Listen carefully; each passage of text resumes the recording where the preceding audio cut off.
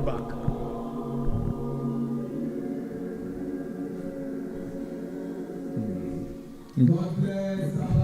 And good morning. It's match day 7, where we have the third and fourth place match. It is South African under 19 versus Zimbabwean under 19. It's been an interesting time here, and today we'll be wrapping things up. So far, weather cloudy, but the games will be starting in another 5 minutes. Earlier this morning, my colleague Peter was at the toss. Welcome to the third place playoff of the Women's T20 Invitational Patricia Kambarami Cup. And it is a game between the Zimbabwe under-19 and the South Africa under-19, as one of these two teams will be finishing on the podium. I have here from my far and right, it is our fourth umpire, Angelico, and match referee, Tony Timinadi, alongside the skipper of the South Africa under-19, Mikafa Forrest, and Zimbabwe's very own Buheben Kosi. Mapusa, please take the toss. Tails is the call.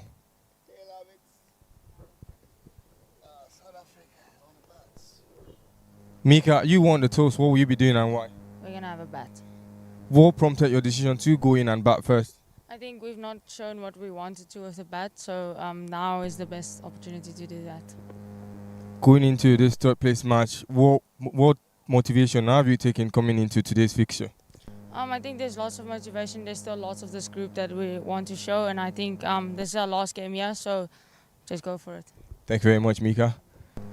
Buheben, you lost the toss. What are you? Would you have wanted to bat first or bowl first? Bat first. But now you've been sending to bowl first. Going into this tournament, how exciting has it been, and what is your team's plan going forward? I think we just have to restrict them from hitting more than 100. Thank you very much. And that is it from the middle. South Africa winning the toss and electing to bat first. That's the news. You heard him clearly. South Africa wins the toss and they will be batting in what looks like a very good cloudy conditions. As a team list for you, it's South Africa under 19 will be led by Meka Van Vos, Ashley Van Wyk, Ashley Bennett, Jalet Filanda, Rihobile Toba, Sifokule Masilela, Daniele Bishop, Canelo Makunena, Mia Lilo, Channel Venta, Bruzo Goshen, and Jeze Champe, and Zimbabwean under 19.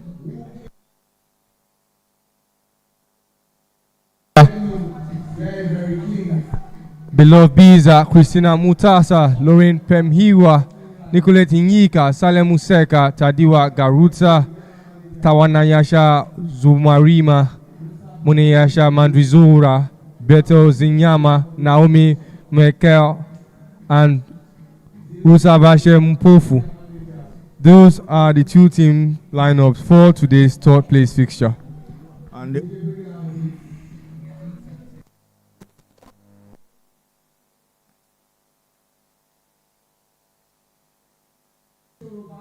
made a T20 debut international on Friday, March 20.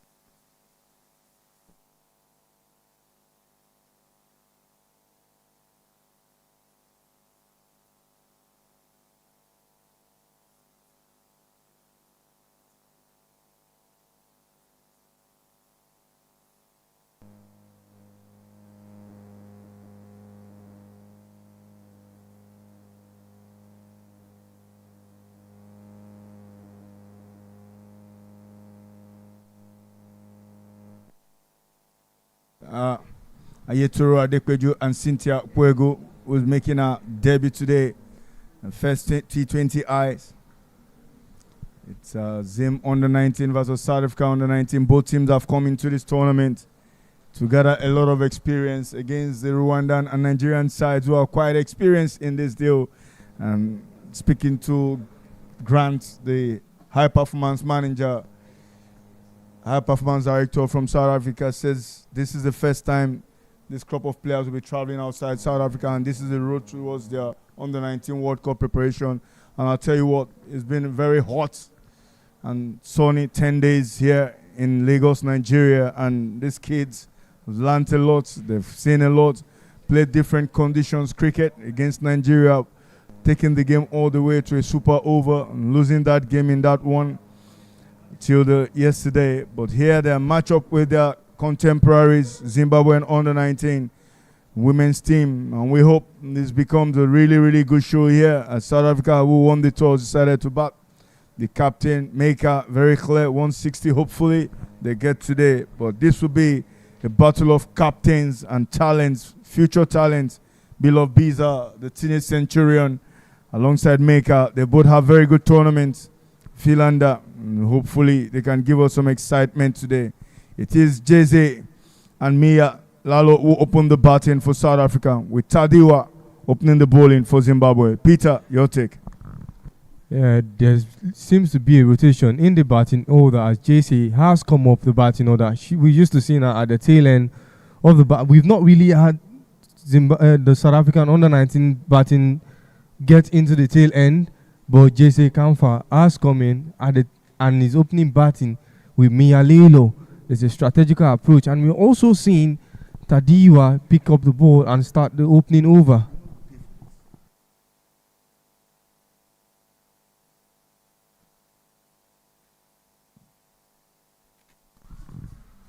Big shout out first up, not interested. Umpire Cynthia says no.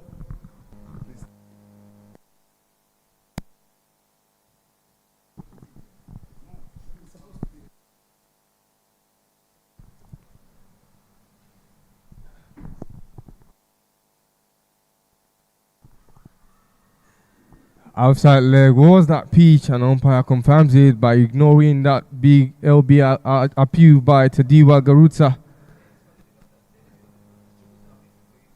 We're used to seeing this South Africa under-19 side being explosive with the start of the game, and today they decided to take the game slowly and steady, picking and taking corrections from the previous game against the female Yellow Greens. A brilliant start, just quiet lines and lengths. A good response by Jesse, first time opening the batting for South Africa under-19. Hopefully she can set things up here. But I like the mixture of how the South African bench have done this. They are on tour to gain all the experience they should get. Yeah, mixing aggressiveness and compact play. Jesse Kampa there to keep the ball down as steadily as possible, while Mialelo will attack as the game progresses. A run already for Jesse Kampa, a 15th run in this tournament, batting 2 previous innings until today.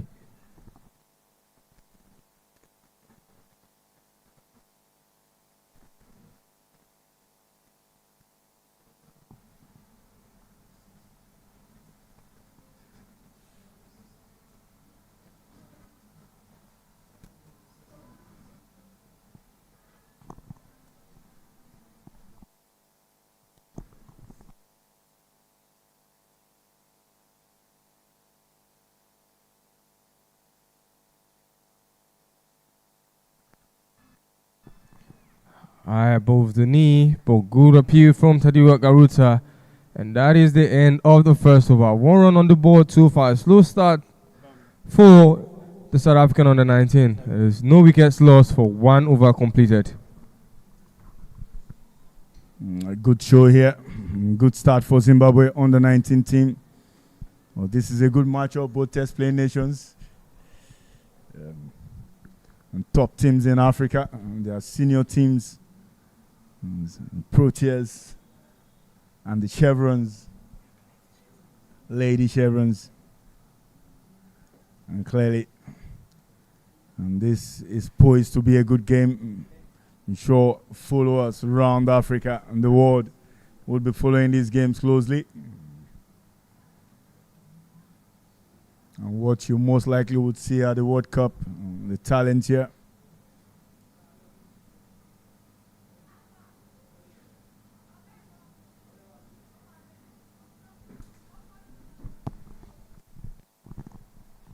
Start the first over, and we'll start being the only the only run so far for the South African under-19. It is Jesse Kampa. This time she's coming up against another spin bowler of this young lady Chevrons, Munyanya Shah, coming in from the pavilion end, an end that we used to see in this Zimbabwe start from. This time they chose to start from the cover appeal end, and second over starts from the pavilion end. Brilliant start straight up. Mune Nasha, very good. And Jeze is still dotting them away in just that strategy perhaps to fill her in. But as we know, that's the umpire's line and it will be called a wide. Umpire Kweju clearly knowing how important this game is for both teams. Munea shot full toss this time. She misses on it. Didn't really get hold of it. Jeze.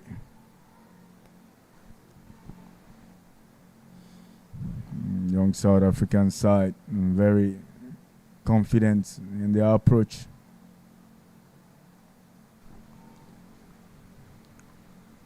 The Zimbabwe have picked up momentum, winning the game against Ghana and taking the match for the final, in the semi-final first match against the Rwanda all the way into the 20th over. They lost the game at 19.2 over. That just tells you just how much that they've worked hard into becoming very much more competitive. They lost the first round of fixtures against the South African side and they will want to finish on the podium high. Yeah. I don't agree less.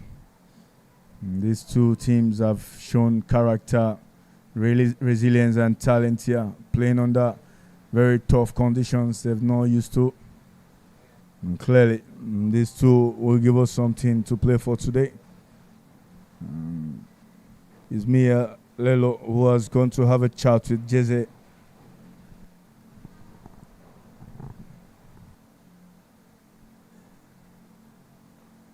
In short pitch. And straight to the fielder at backward of point. This is similar to the start they had against the female yellow-green yesterday, and to the point where desperation set in and they started to lose wickets. And we're just getting to that point right now. The runs are not starting to click in. Up in there, full toss. This looks like might be a no ball. Way at head height. No ball called by the umpire, and it's already 4 runs. That makes it 5 runs off 1 ball. Jesse Camper being the larger beneficiary of that privilege, and she will also stay to play the free hit.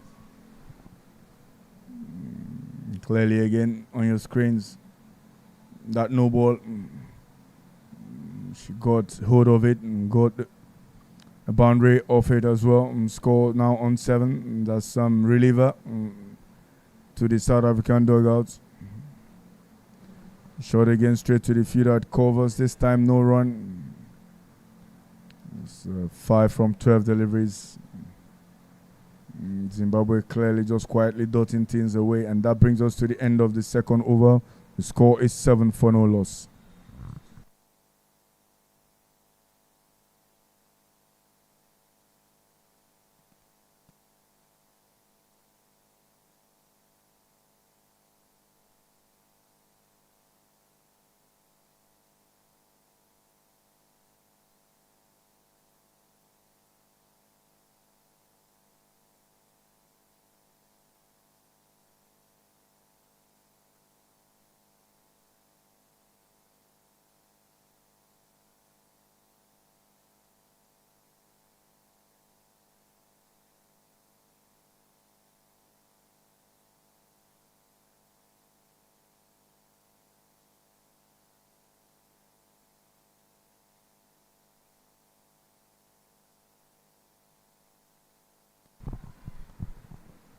A misfield there, and that sends the ball close to the boundary ropes.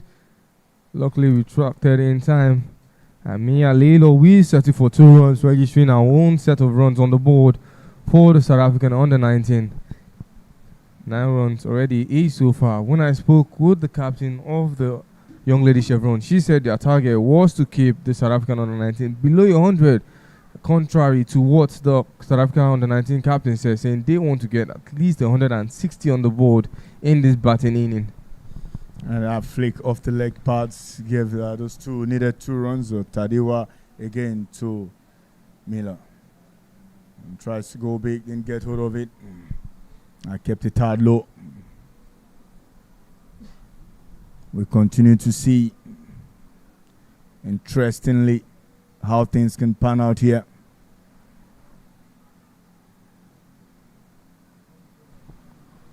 Slowish delivery straight to the fielder again. I'm still dotting them away. Tadiwa. Clearly.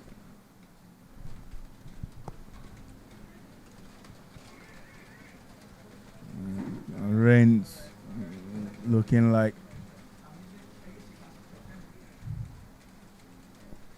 covers might be coming on soon.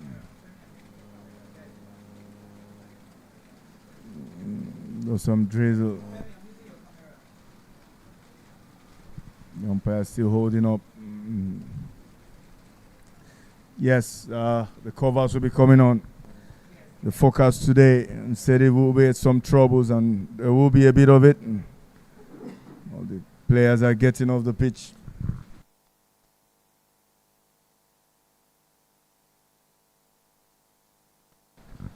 The standing before the third place matches, or the semi-final matches. Rwanda won all 5 games against, leading into the finals. Nigeria won 4 from 5. South Africa won 2 from 5. Zimbabwe won 1 from 5. Ghana lost all 4 games played, didn't get through to the semi-finals.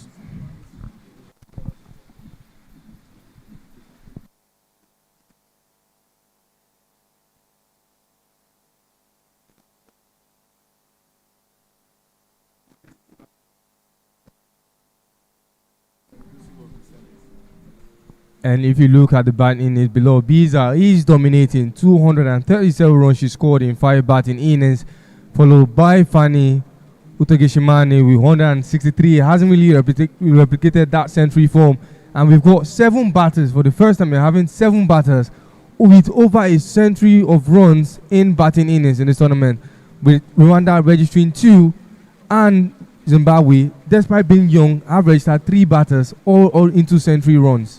Interestingly, right, apart from the bottom 2, the strike rate between 136 up to 126, which is very good for these youngsters. And how many of them there are South Africans and Zimbabwean Nigerians? Clearly, Lucky Paiti, the Nigerians, seated at number 6. Top there is Bilal Biza, Rwanda, and South Africa. So all of them have been part of the story. And the bowling scorecard from you is Peace Hussein, 5 innings, 11 wickets, 1 maiden, averaging 7.09, max 3 wickets, and an economy rate of 3.9. Interestingly, Lillian Ude, that lady with 150 career wicket, sitting at economy rate of 2.2. It's been amazing to see the captain of Rwanda, Maria Dien, 11 wickets as well, up there with Peace Hussein, but economy rate of 4.13. Clearly, we've seen talents come through in this tournament, and it's been very competitive. We hope that the weather stays up today, and so we can have a good finals. And if you look at the fielding prowesses, no bowlers without the field. Adekunle Shola with 5 dismissals in 5 matches, followed by our fellow compatriot Christabel Chukunoye, also 5 dismissals in 5 innings. Jele Filanda, the wicket keeper batter, on 5 dismissals in 6 batting innings. Bimaimana Maridiane with the ball and also in the field has been very representative for the Rwanda side. Nigeria have 5 players in the top 5, in the top 10 of fielding prowesses, and that just tells you just how active that they've been in terms of combating and making sure that the runs are being mediated.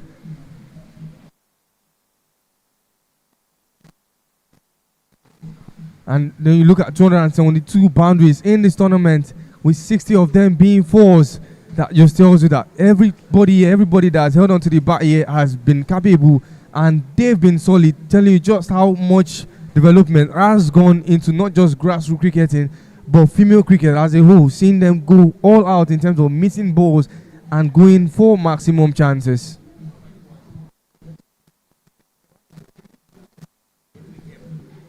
Let's just hope that this is a passing shower so that we can get these games to go on. 2 games to go, and we want to see this game end in the most beautiful way possible, and that is on-field play.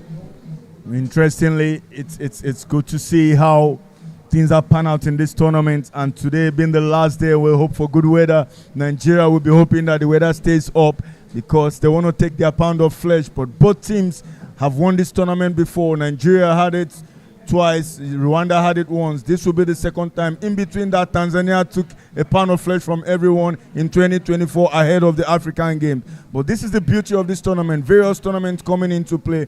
And greatly thank our sponsors, Providence Bank and Dafabet, Russo Advisory. These are the key people, companies that have ensured that we had this tournament.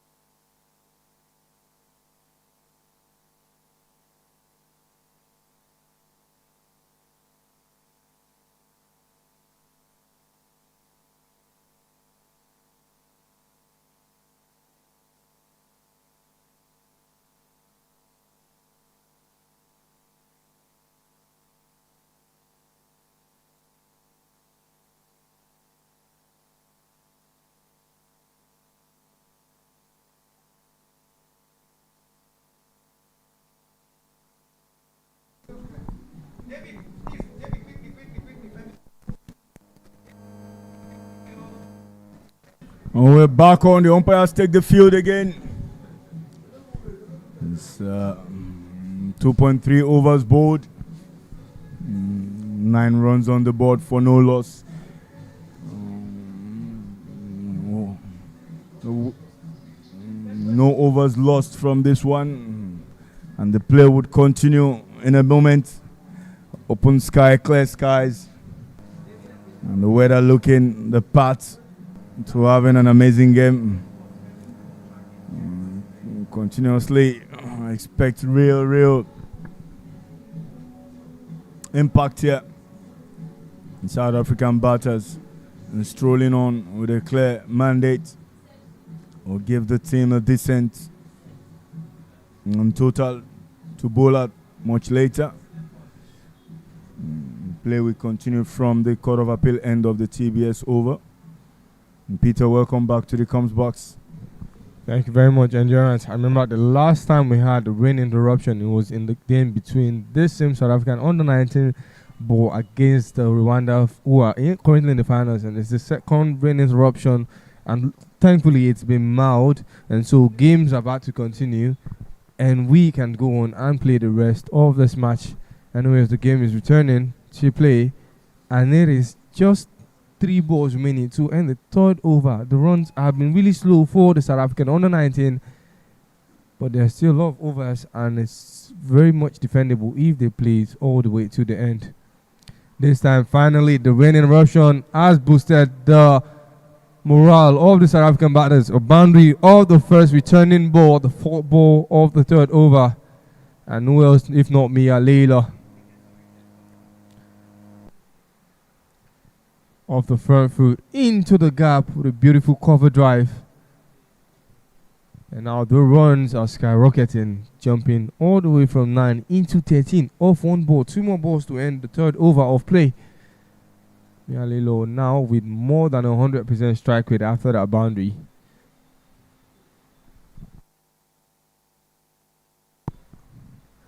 Over the fielder, shot me wicket and takes herself off a strike and adding 1 more run. Jesse Campbell, who is now back on strike. Seems the rain has given a boost. The rain interruption has given a boost to the South African batters, and they are going to maximize it. The projected score is now going close to 100, giving out it would be below 70 just before the rains break.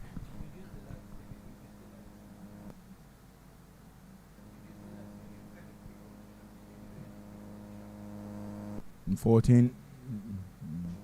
Current run rate sitting at 4.9. But we know the quality of the South African side. Brilliant shot this time, pierces the cover region, and this will go all the way. The chase is on. A much needed boundary. Jeze, perhaps I've gotten some tips there. A wrong timing of field settings. And look at that ball into the gap again. There was a long on and long off in place, and to deal with the left-hander, they brought in a deep mid wicket and a long on, and Jesse Camper took advantage of that, playing it into the deep of our offside. It is 18 for no wickets lost at the end of 3 overs.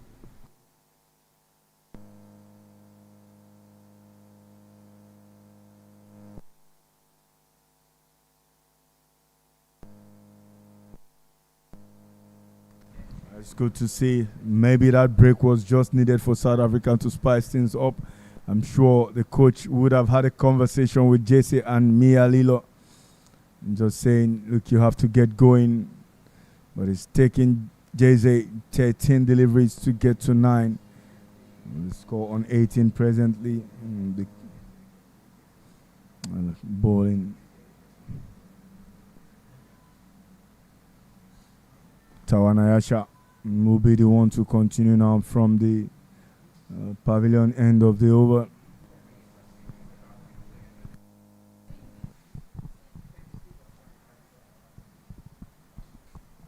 Two side, and one will come with the dominance. It's always certain that South Africa are going to be playing in the next year's Under-19 World Cup, as Zimbabwe will battle it out in the qualifying stages and hope to join they as well as the young female Yellow Greens in that next year's World Cup. But for now, this is all that matters, and it's going to be who joins Nigeria and Rwanda on the podium at the end of this tournament.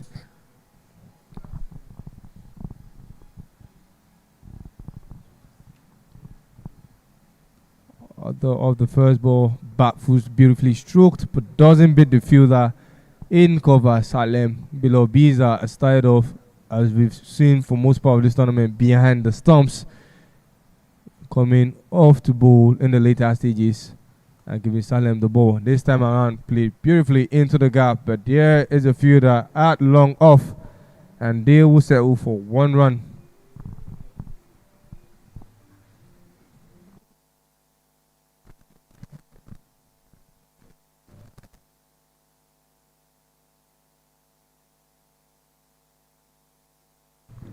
Tawanayasha just dotting those ones away, being very careful there, keeping things simple.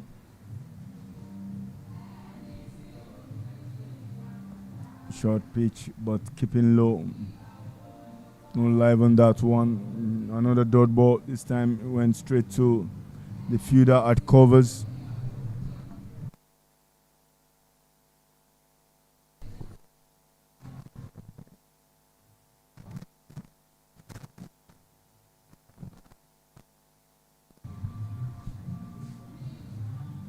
Full toss, blasted straight to the cover fielder. Yes, they will get a single. They scramble through that one. Just couldn't get hold of that at the covers. Dropping shot before the fielder.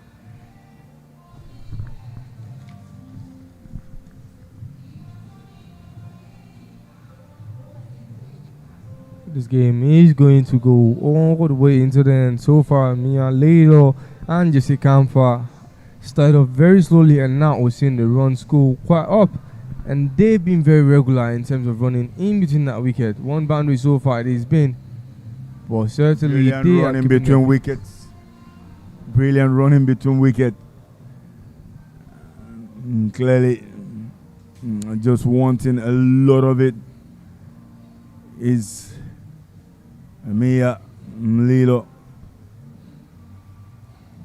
Jesse back on strike, 10 of 15 deliveries.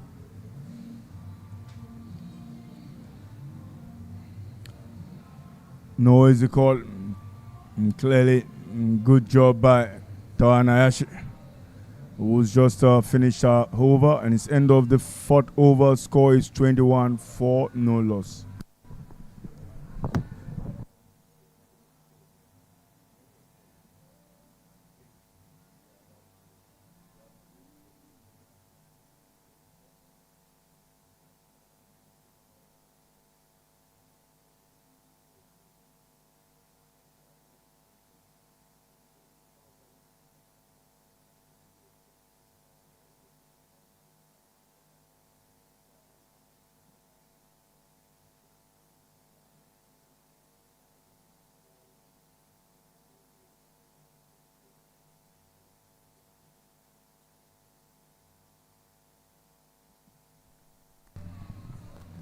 Brilliant catch.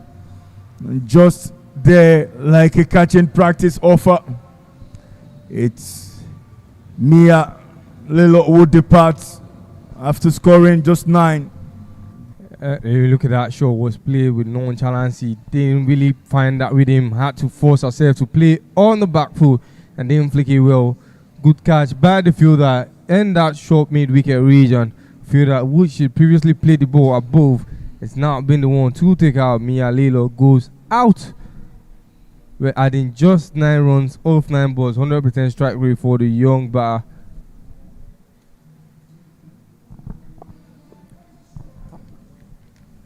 And the streak continues of no team playing beyond the power play with all 10 wickets intact. And right now, just as expected, Sifo Kule will come in, and where you can look at Mika Fafo, she is to come at number 4, and she's already gearing up. They didn't have the best of games yesterday against the female yellow green, and she will look to make amends for that performance and come up with the absolute best and into Be Smooth if she has the chance to bat in this innings.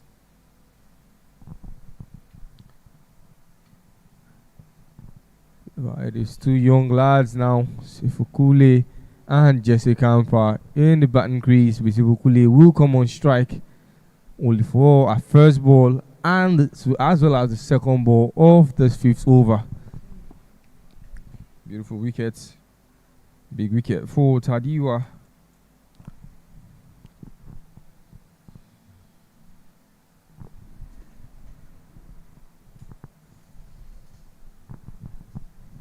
A fielding stuck to the offside.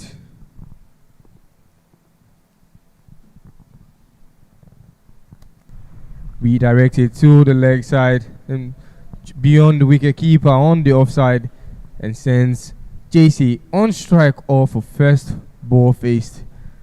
JC is already on 10 for 16, at best it being 15 runs against the Rwanda side. The game that they ended up losing, she came as the middle order, and now as the opener she's shown tenacity and temperament, and that will be good, especially when you consider the fact that Mika Fafoas will come in and will be explosive. They need somebody who will stay there and just see out the balls and make sure that the runs are taken in singles.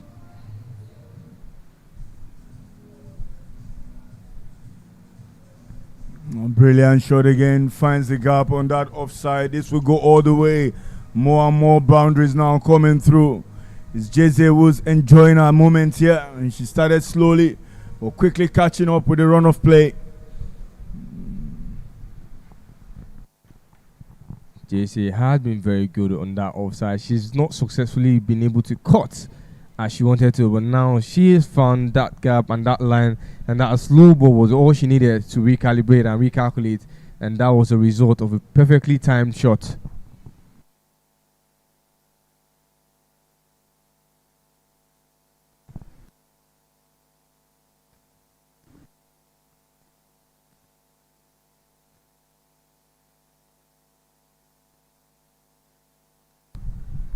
Wanted again that gap there, but didn't really get hold of it. She knows it. She's disappointed. Perhaps more instructions have been given after that break. Shots, and this will be a wide. Umpire Cynthia obliging and just making sure the scorer has acknowledged that one.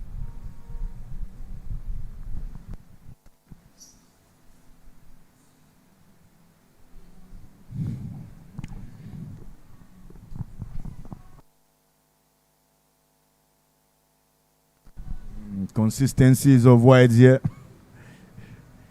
Interestingly, Tadiwa has been putting the ball in here today.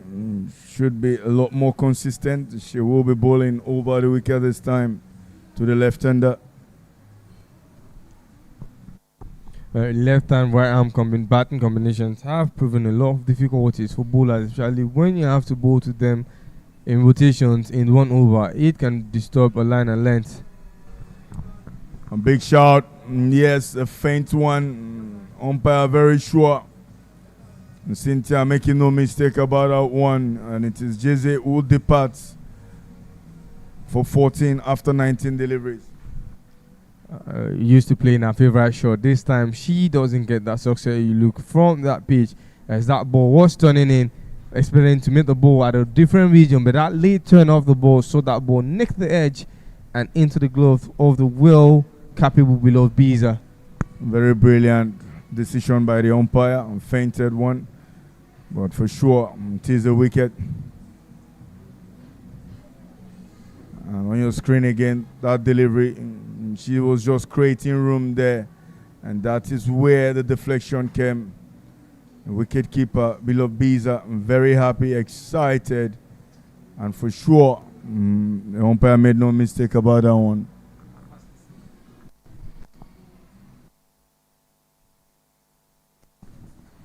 First big decision by Cynthia, and it was the right one on a T20 international debut. That is just very encouraging thing, making the right calls and not feeling tense with all the noises that happen on the field. She has worked very hard to get to this level. Well deserved, I would say, for Cynthia. and Mika Varfors has had to come in for the second time association in the power play overs, as they've not been able to keep their wickets beyond it. Not a great game yesterday, and they will look for a bounce back. If there's anybody that can put this game at a very defendable score for the young lady Proteas, it is Mika Varfors.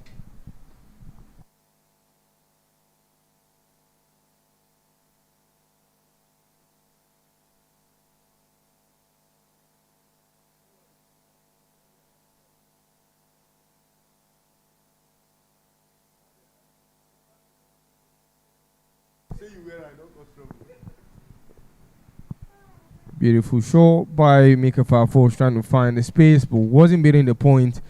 It is the end of the 5th over, 28 on the board, 4-2.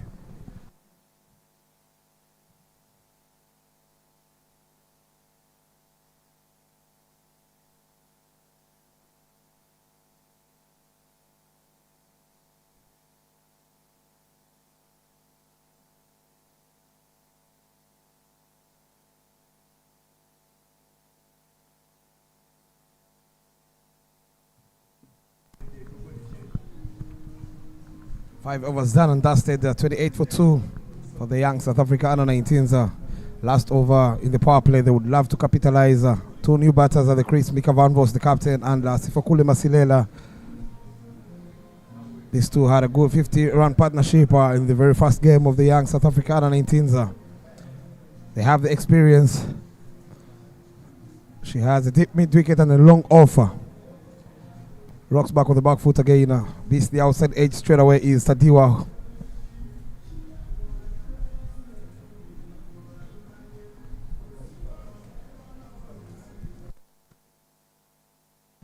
Tawanisha coming for a second over. And below doing excellently behind the stump. She's gotten that edge, that beautiful edge she scored. And South Africa have a taste of medicine. Jay Leafy-Landa has picked up 3 edges behind the stump, and now this is the first time that they are falling victim to one of their favorite style of play. Good matchup there from Tawananyasha, given that she is, of course, spinning it away from the right-hander, who looks to be frustrated at the moment. Is Sifakule, having faced, of course, 3 dot balls in the last over of the power play. Goes again, but this time round not enough timing, straight to the fielder at short mid-wicket. Trying to overhit the ball is Sifakule Masilela. As slightly runs may seem, it is still at a comfortable place to try and put more on the board. Big shout by the bowler at Wananyasha, but it's going to be just one more run in this over, as one more ball is what is left. First 4 balls with Dot and Mika Varfors, who face a second ball since coming into bat. Didn't get run off the first, hasn't really clicked yet, but it's just off 1 ball, so it's too soon to predict how far she'll go. But like I said earlier, if South Africa need a defendable score on the board, it's going to come all Varfors, and she's already started at edging the ball beyond the wicketkeeper's glove and sending it into the boundary at the long stop region, 4-4. A very good shot there from the captain as she gets off the mark in style. Rock back with the back footer, created room. Delicately played, you'd say, to close off the power play with the boundary. 33 for 2 after 6. You'd feel, of course, they've done a decent job in the power play at the young South Africa under-19s. Yes, they lost 2 wickets in the process, but these 2 out there in the middle, Mika Varfors and Sifakule Masilela, would love to bat in this second phase, of course, of the game, given that the field will be sprayed. They're very good runners between the wickets. Moving at 5.5. Predicted score is at 110 yesterday. Of course, the captain, Mika Varfors, at the post-match said how they want to express themselves in this particular game. Fighting, of course, for the 3rd and 4th place at these 2 under-19 sides.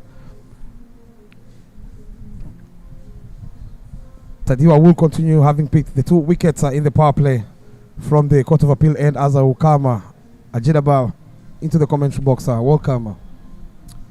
Thank you very much, Bob. There's everything to play for. Some call it the losers final.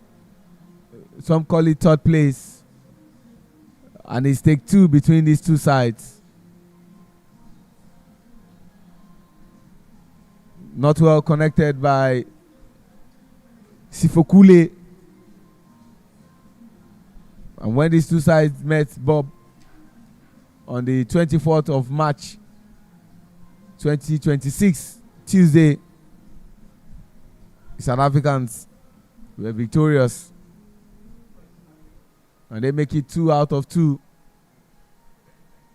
After that below par performance yesterday against Nigeria in the semi-final. And Mika van Vos would want to do better than what happened yesterday, where she scored only 1 run. After being bowled by Peace Hussein, sends the ball to a region where there is no much protection, and she goes for 2 to continue to increase the run.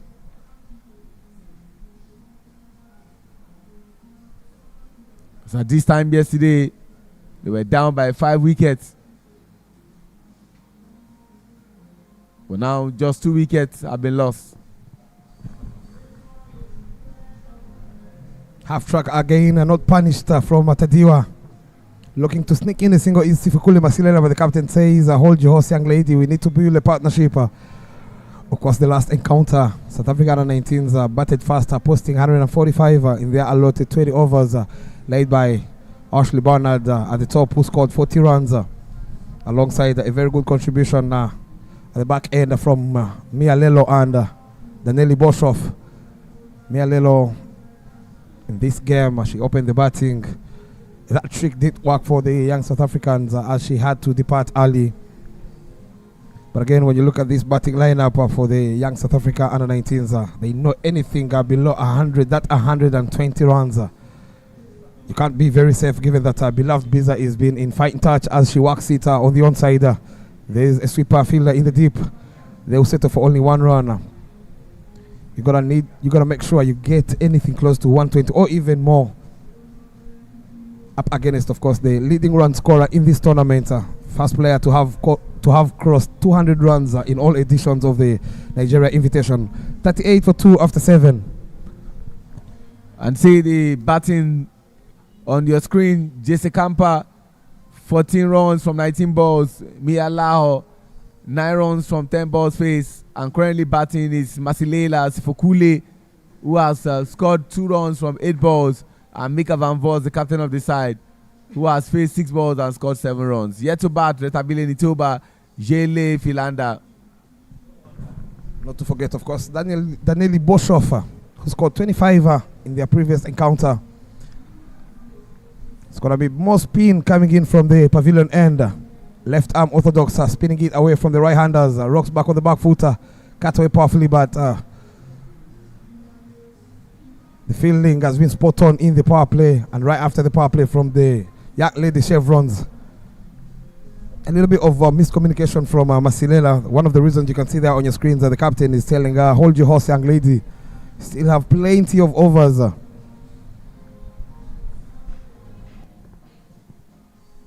The throw was to the wrong end, else Masilela would have departed, but she continues to back. They will want to go for 2, and 2 is just the call. Very simple. Masilela, quick feet, always ready to take off like the speed of light. They would love to adjust the field setting at the young lady chevrons, given that she's now scored 6 runs in that third-man vacant region, where they only have a point fielder. And given that she is spinning it away to the right-handers, making it very, very easy to the captain of the young South Africa. Again, just what you talked about has been corrected, but you look at it, there is still a space that a block will just allow for just a single run, but then Tawanaya Shah is bowling into a region that had no protection before, but a protection has been brought now.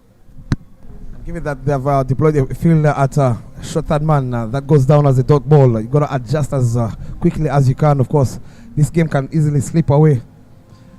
Shot on that occasion, pulled away powerfully. No chance whatsoever from the fielder in the deeper as she picks up another boundary already into the ball. Figures is Mika van Voster. Always leading from the front is the captain. The replay says it all. And see that again. Open up the body and just pull that shot. No fielder could stop that. The only thing she could do was just pick the ball from the boundary.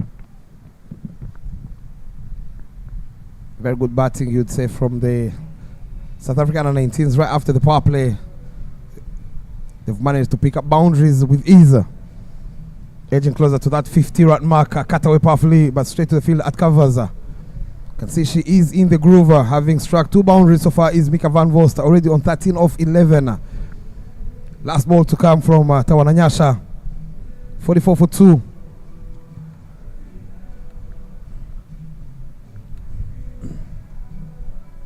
Down the ground.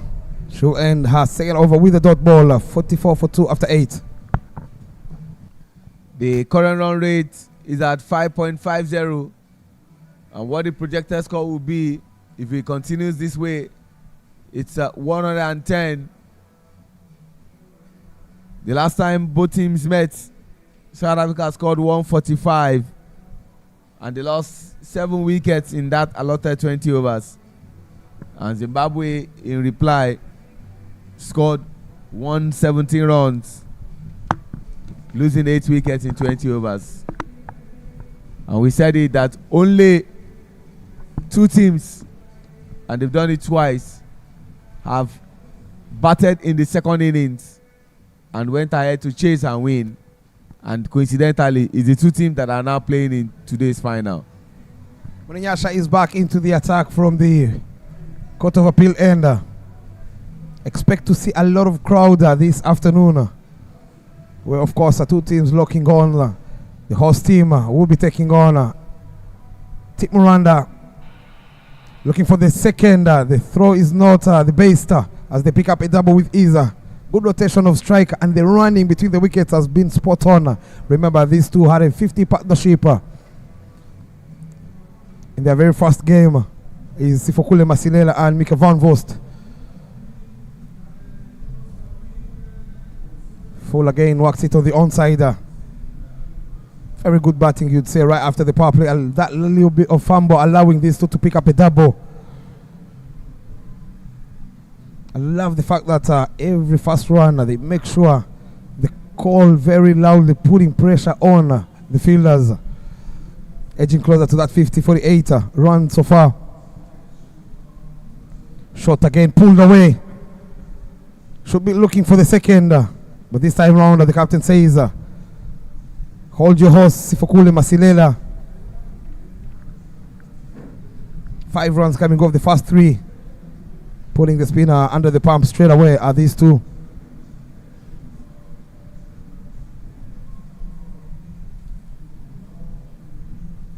Again, rocks back.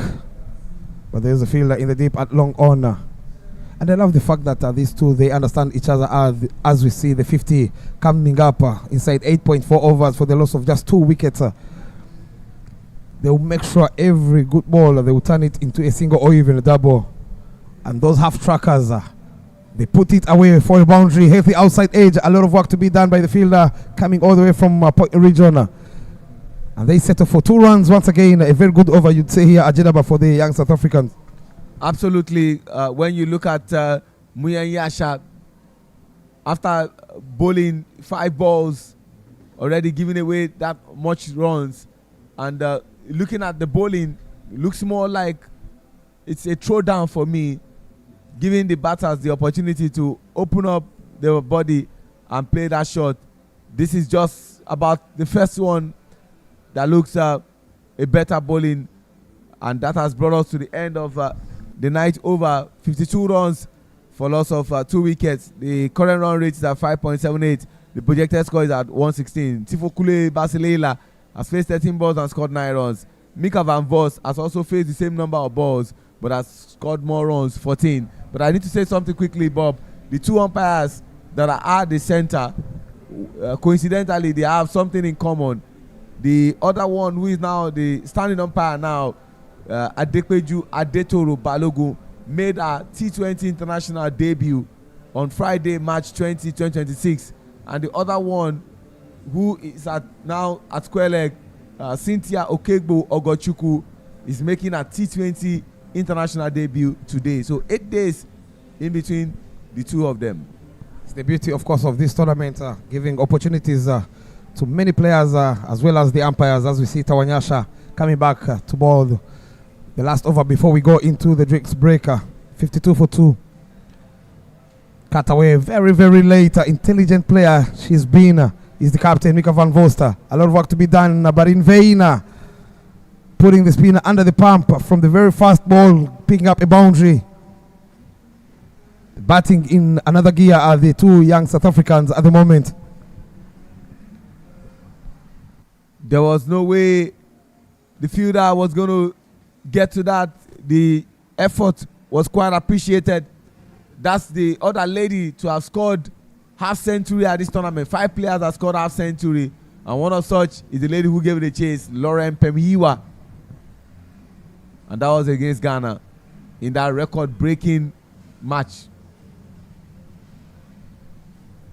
There was no protection there. They want to do 2.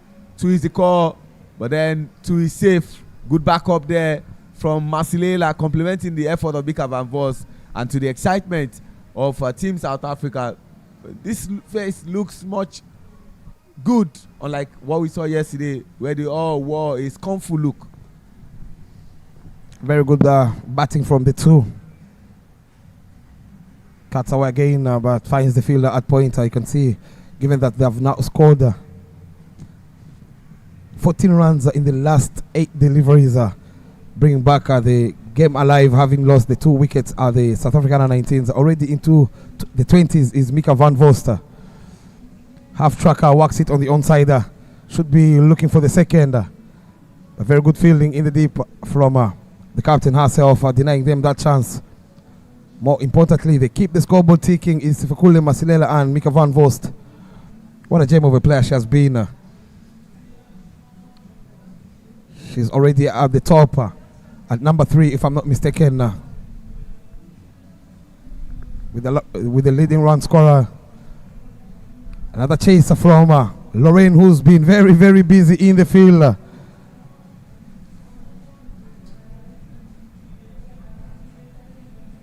Close off, of course, at the 10th over with another double. 61 for 2. I beg your pardon, last delivery to come. 9 runs coming off for this Tawananyasha's over. Goes big again and make that 10 runs to close off for the first 10 overs of the first innings. 62 for 2 after 10. Bob, thank you very much. You spoke about Mika van Vos, a gem she is. Almost bailed the team out against Team Rwanda. See some highlights for you to enjoy. And that was how the first wicket was gotten. And this is the second, but this is a boundary highlight of what has happened in the first 10 overs. These days, it calls for the coaches to have a conversation, and that was the wicket of Jesse Kampa. Those are some of the boundaries into that region where there was no protection. Open up the body and send the ball for 4. Again, pierce it into that 2 fielders, and that chase was in futility. Lauren Peniwa has been very, very active running the channels, and you can see on your screen the coach of the Zimbabwean under-19 team. I'm sure what he's telling them is, guys, You need to do better than what you are doing. Jesse Kampa and Mia Lao, 21 runs from 26 balls in between them. Sifokule Masilela and Jesse Kampa faced 4 balls and scored 7 runs. But as we speak, Sifokule Masilela and Mika Van Vos have faced 31 balls and scored 34 runs. And they are the two that are currently batting. And of course, the bowling, Tadiwa Garusha has bowled at 4 overs, 14 dot balls, 24 runs, 2 wickets. Muyanyasha Mandizora has bowled 2 overs, 7 dot balls, 14 runs, no wickets. Tawanyasha Vomarima has bowled 4 overs, 13 dot balls, 23 runs, no wickets. And that's how things have panned out. And yet to bat, like I said, Retabile Umtoba, Jele Philandered wicketkeeper Ashley Van Wyk, Ashley Barnard, Bruzan Gojen, Kamanelo Mokwena, and Daniele Boshoff. 6 extras from 10 overs. And you add that 6 extras to the extras we already had before. That means the extras 337 plus 6 would give us 343 extras.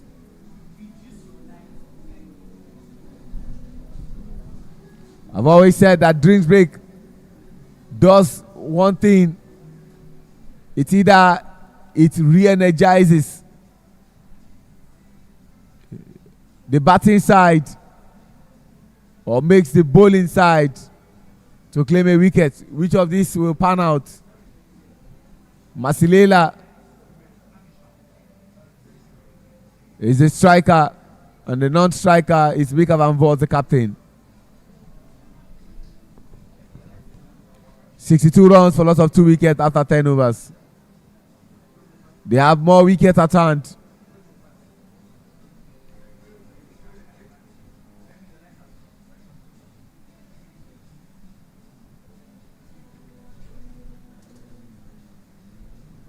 Just 1 run.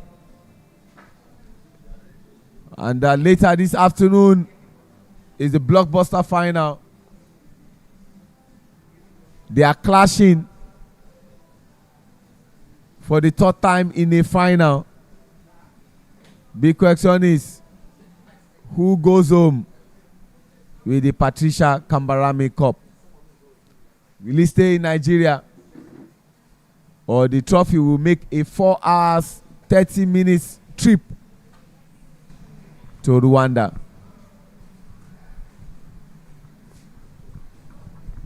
These are the children, the future generation next. Those who are going to take over from the current ones we are seeing.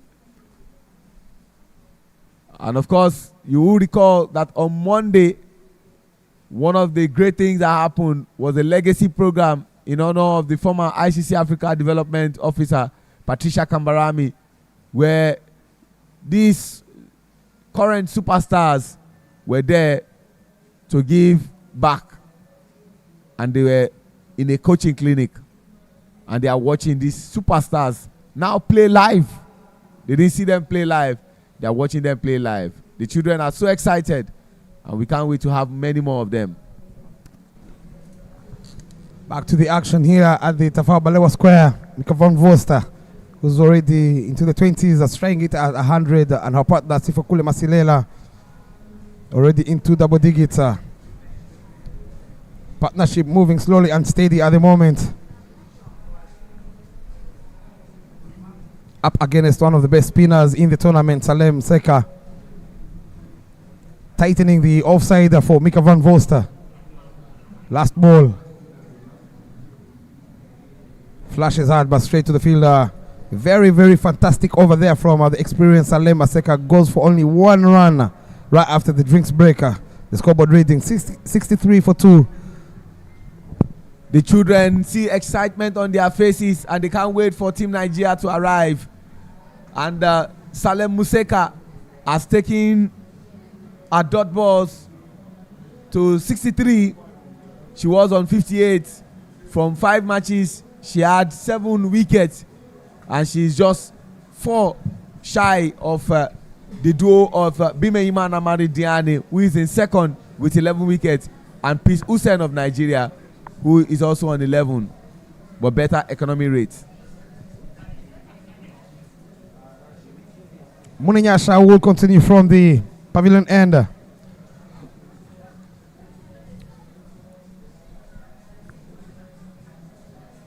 Shot on the occasion, pulled away. Will drop short at the fielder at deep mid-wicket. Batting in the second gear are Sifakule and Mika van Voster.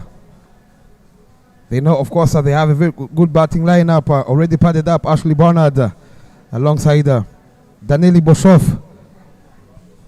See the technical bench of the young Zimbabwe under 19s. And later this year they will be in the World Cup qualifiers in Dar es Salaam. Looking for the second run-out chance. No, the best of throws again as they pick up a double. Mika van Vost and Sifakule putting on a show. The crowd is back on their feet, especially the young South Africans dugout. Having lost 2 wickets, these two are making sure that they can put on a partnership. They've had a 50-run partnership before. Still moving at 5.8 runs and over. Taking their time to set the right field at the young lady chevrons. They have a deep square leg, deep mid-wicket long on and a long off. No deep extra cover for Mika van Vost, who's very strong on the offside. Goes cheeky. They just removed the fielder in that particular fine leg region, toying with the field again. Very smart batter she has been throughout in the tournament. Very innovative shot, you'd say, as she picks up yet another boundary. See that again on replay. She opened up the body. Muyanyasha needs to be doing better. And all effort of Tadiwa Garusha to pick that was in vain. And prior to that period, it was looking more like there was a catch opportunity for Nicolete Inyika. But that did not happen. Oh, invented shot there. Beauty of a shot, sending the ball again to boundary, back-to-back boundaries. You will love that inventive shot on replay. She tried to do that in that super over against Nigeria, and she was unlucky. But today, she's lucky. Invented shot, well crafted. Back-to-back boundaries from the captain. She moves into the 30s with those 2 boundaries. 11 runs so far. Turning out to be a very, very big over for the South Africa under-19s. She came, she saw, and now she's stabilizing the ship. Put under the pumper. Balls it way, way outside her reach as the umpire acknowledges, signaling a wide. Tells you how dangerous she can be is Mika van Voster. Shot ball again. She finds the sweeper fielder in the deep for yet another single. You just don't want to allow Mika van Vost to settle.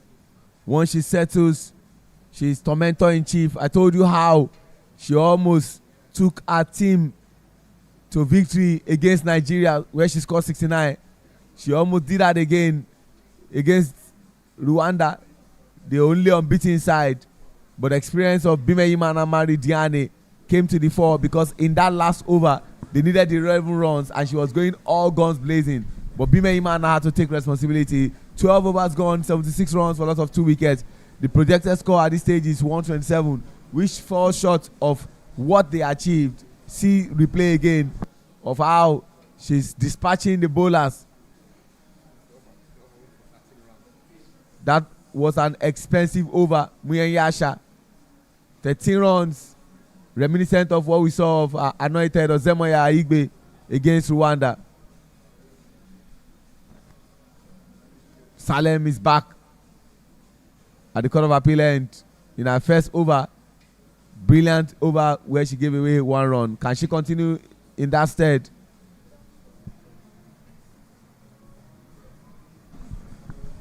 Cheeky on the occasion nearly ricochets it into her own stumps. But the intentions are clear given that there is no deep extra cover. Trying, of course, to play it into the vacant region.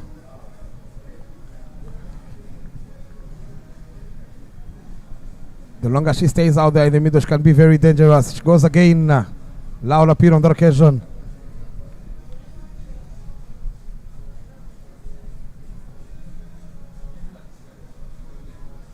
Very intelligent player she has been.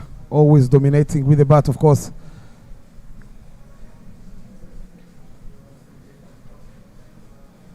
Loud appeal again. 3-dot balls. Very good comeback there from Salema. The experienced Salema Seka went for only 1 run in her first over.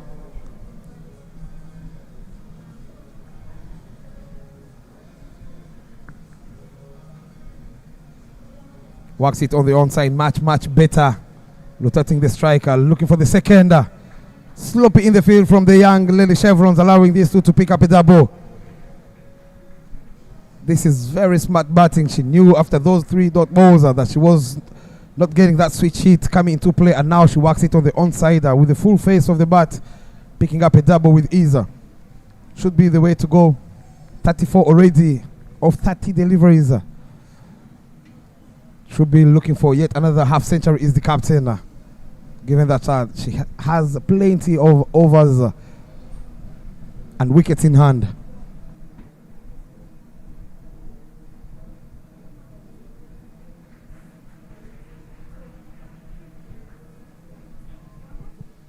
Brilliant running in between the wicket, like we always admonish and advocate. The first one has to be very quick, and you can see quick feet from the duo of Sifokule Masilela and Mika Van Vos. She's 15 shots. 15 short of half century. This partnership again, once again contributing for the South Africa Under-19s.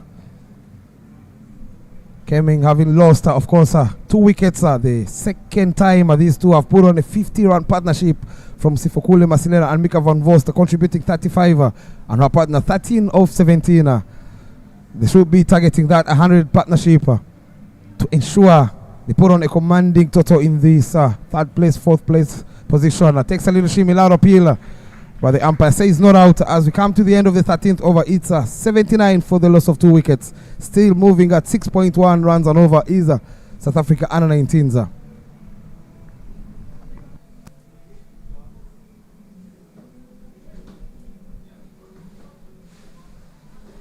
Tournament that is getting better and better every single year. This being the 5th edition, you can tell us a couple of stats in this for this tournament. All right, thank you very much, Bob. A couple of stats that you can use. Only 2 players in this tournament have won Player of the Match twice, and that is Bimeima Namari Diane, the captain of Team Rwanda, and Peace Usen, who is also one of the integral players from Nigeria. Only 2 players have scored 100 in this tournament, batting from ball 1 to the final ball. Before, the record stood at 86 not out from Sao Umte, who won the best batter in 2024, finishing on 203 runs. But now we have Fanny Utagushina-Ninde, who scored 111 runs from 65 balls, including 17 deliveries, the boundaries. Then, of course, we have beloved Biza, 102 runs not out, batting from ball 1 to the final ball. More will come after this over. Captain brings herself into the attack, taking matters into her own hands is Maposa Bulembekosi, coming, of course, from the pavilion end. A left arm medium, shot number 19. Very smart bowler she is. She would love to break this partnership as soon as possible. We all know if they occupy the crease more often, expect to see a lot of runs as she works it on the onside. The one bounce over the boundary ropes. She doesn't care. Is Mika Van Voster taking a liking on the opposition captain Maposa with the lovely boundary. Hooked it over fine leg.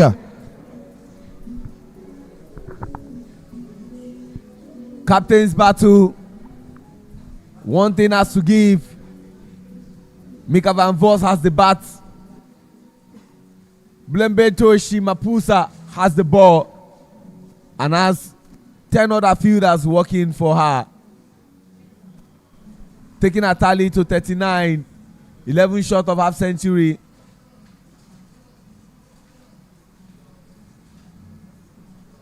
And the coach, Danesh Devranain, would hope that she continues to bat. Oh, brilliant shot there. But just one run. Getting to 40 runs. This tournament has also produced players who have scored half century, 5 of them. Lauren Pemiwa, Zimbabwe under-19 cricket team. Beloved Biza, Zimbabwe under-19 cricket team. Mika Van Vos, captain of Team South Africa under-19. Lucky Piety, Nigeria's captain, and Fanny. Oh my world!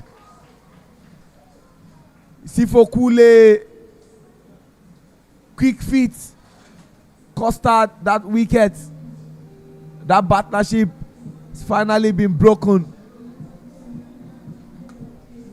See that again on replay. She was quick. And you see that piece of fielding. Beloved Biza, wicket keeper, didn't waste time to spare Sifokule, who has to depart now after just scoring 14 runs and formed a formidable partnership. That was Billy Mentosi. She was the one who played that ball had not beaten the fielder before she took to her heels, and Mika didn't want to take any risk. In comes jersey number 8, Daniele Boshoff, to come partner Mika Van Vos. And in the first over of Mapusa, the captain, she gets a wicket. Daniele Boshoff joins the captain, who is already into the 40s, having lost the big wicket of Masilela, who was putting on a good show with that partnership again. 50-run partnership with the captain. She's been promoted, of course, ahead of Ashley Barnard. Try and see if she can keep up with the momentum, moving at 6.1 runs and over. But what an effort there from the fielder at point, Lorraine, to get rid of Sifokule. Had hands on the occasion. She gets away with it. As she gets off the mark is Daniele Boshoff, allowing now the captain. The task ahead for the new batter in should be very easy. Got to make sure you get off strike, allow the captain to take charge. She came, she saw, and now she's trying to get to that half century once again. 85. Last ball to come from the captain's first over. Maposa. Long on, long off. Takes a little shimmy straight to the fielder at covers. Came out of the sweet spot of her blade. That's how dangerous she's been. As we come to the end of the 14th, it's 85 for the loss of 3. Projected score is now at 121. That was the run out. Ball lead outside offer. It was a very good shot, but you can see that shows you how quick Sifokule Masilela. She wasn't even in the picture there on your screens as she had to run back to the dugout.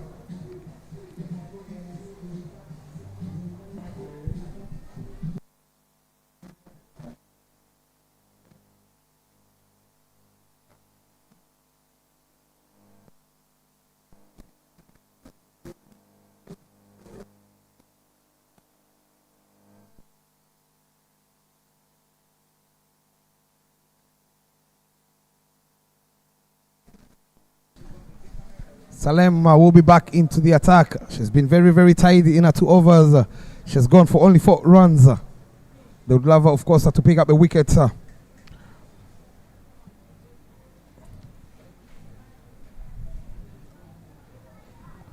Up against the new batter in with offered the occasion through the kitchen sink, allowing Mika Van Vost back on strike. Let's have a look at the field of Mika Van Vost. There's a long off, long on, deep mid wicket, deep square leg.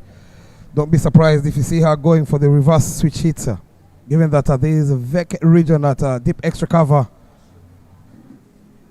and a very vacant region at the fighting leg region. Expect to see her being innovative as she has been throughout in the tournament. Just as predicted, Bob. Just as predicted. And she gets that reverse shot and gets that boundary for the South African under 19s. The runs are going high. I said it before she came in. I said if there's anyone that can help them get to a defendable score, it is Mika. Let's have a look at that again. It was bound to happen given, of course, the field setter they had set for her at the young Lady Chevrons. Very innovative she's been, is the captain, Mika van Voster. Only 6 runs shy of a well-deserved half-century. 90 comes up for the young South Africa under-19s for the loss of 3. Expect to see a big score in this particular fixture, the 3rd and 4th place happening here, of course, at the Tafawa Balewa Square. Mika has consistently been turning up for this team. She's very close to getting a second half century in this tournament. My correction is 3rd because she had picked up one on match day 1 and 63 against the female Yellow Greens of Nigeria. And now she wants to help them with a podium finish against the Zimbabwe on the 19 side. It will be a very beautiful one of the player of the tournament contenders is Mika Farfwas. Last 2 balls to come from Saleh Maseka. 6 runs coming off this over, to be precise. But again, when you look at the way Danieli Boshoff, she would love to keep rotating the strike for Mika van Vost. Every time she's come on strike, she's made sure she picks up a boundary. A little bit of fumble there from the fielder at covers, allowing these two to scamper for a quick run. What they want to do, what they need to do is try and keep Mika Farfwas off strike as often as possible. As every time she is coming, she has been very much disturbing, getting boundaries like it is just tea that you request for. And I love the fact that she knows how to toy with the field. Always picking up those gaps, given that now she's hit 7 boundaries, if I'm not mistaken. 5 of them have come into the field positioning of the Zimbabwe under-19s, where she's taken a liking, hitting those boundaries into the vacant regions. That was the first boundary, of course. Cheeky and effective again into the vacant region. When you look at that, no one was chasing that. Shows you how intelligent she's been. 15 overs done, 92 for 3, poised for a big total at the South Africa under-19s, having lost 2 wickets in the power play. Mika van Vost alongside Fokule Masilela put on a 50-run partnership until, of course, Masilela ran herself out. But these two are trying to build something at the back end of the first innings. I'll be taking a short break, allowing Mr. Endurance back into the commentary box to take us through. He's been watching a lot of action from the side. Welcome back, Endurance.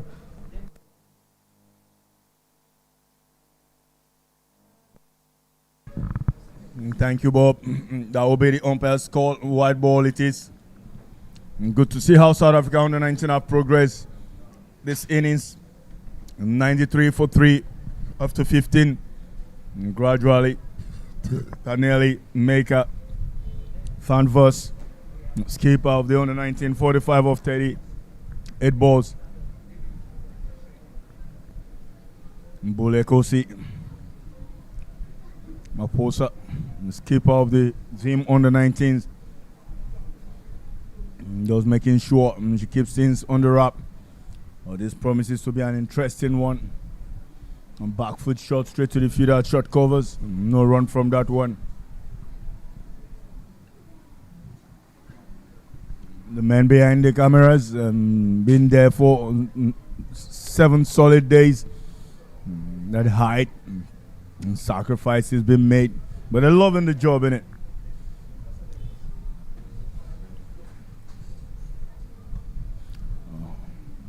Straight to the fielder again, no run from that one.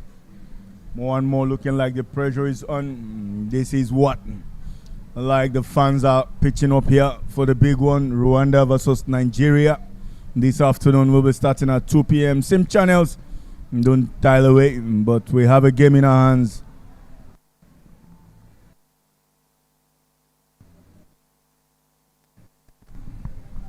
And she looks to go leg side, but couldn't really get onto that one.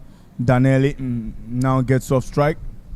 his strategy will be to ensure that Maker is on strike every now and then, just to keep that scoreboard ticking into the mid 16th over.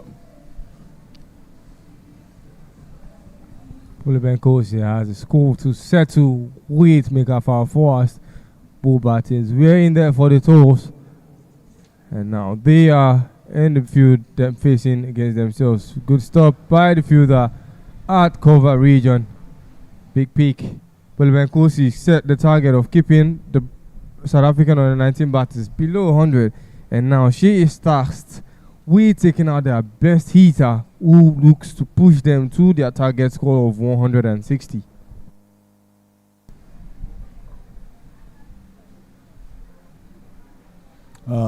Innings of keepers. We call them battle.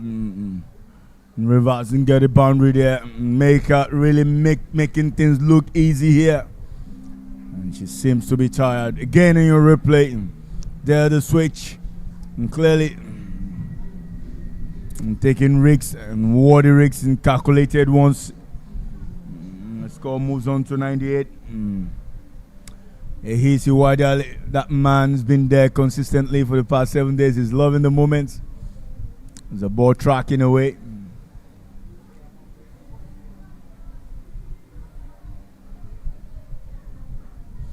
Comes down the line. Wide ball it is. And keepers. You can say battle of the keepers.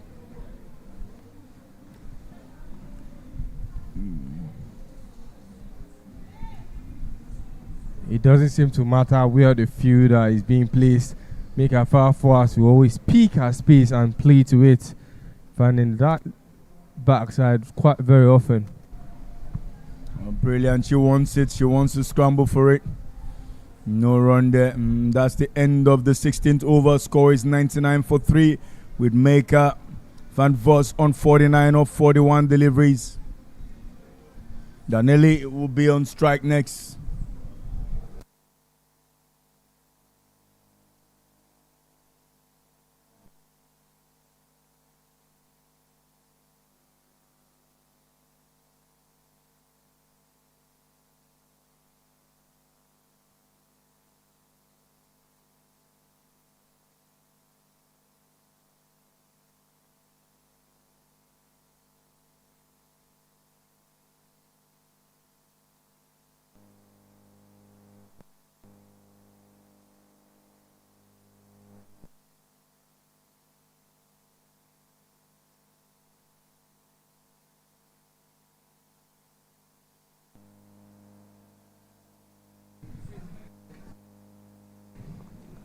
Salem off the court of appeal end and puts it in, but there was contact. We bat before part. Big appeal, but Cynthia Okigbo was certain.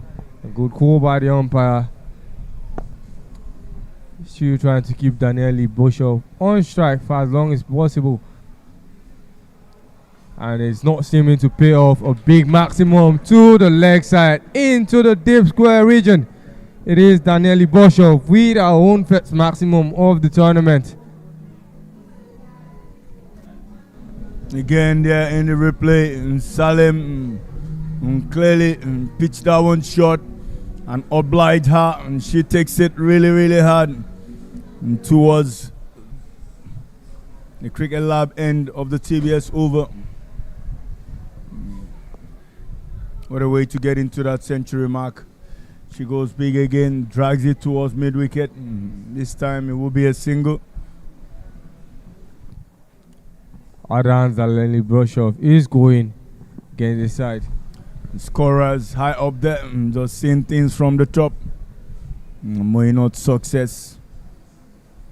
Just doing a great job in consistently ensuring the scores tally. A big swipe now, Maker. And she gets run out opportunity, missed. And she gets that 50. A needed 50. Maker.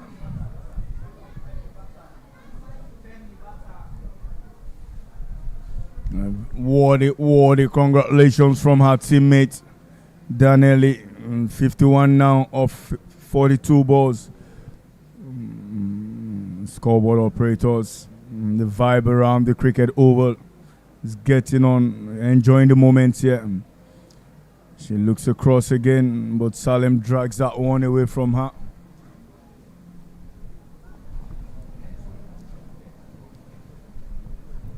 South Africa on the 19 batters have. It looks like the batting order has been restored. She goes across the wicket and misses out on that one. And that brings us to the end of that 17th over, and score now is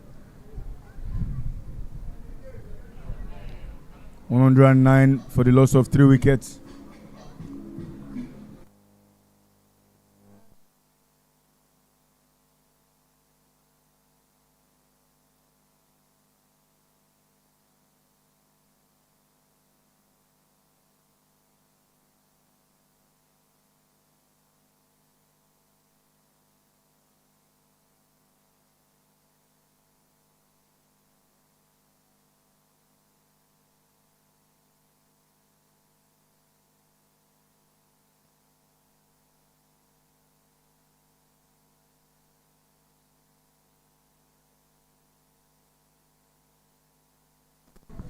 Rwandan team arriving for the big clash this afternoon against Nigeria in what promises to be a routine encounter.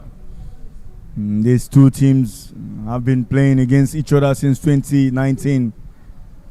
And sharing the stats between them. Big shout, this look plumb on. Yes, it is. Brilliant decision by the umpire, and the skipper would depart for 52. And clearly, again in the replay. Yeah, who else if not Christina? Put that ball straight plumb onto the pads. Definitely was on the middle stump line. And that finger goes up and confirms what we already know here in the Council. Mika already done a fair share, contributing 54 off a bat. It is a big score. 109 is currently 4 wickets. And coming in 4 Mika for force.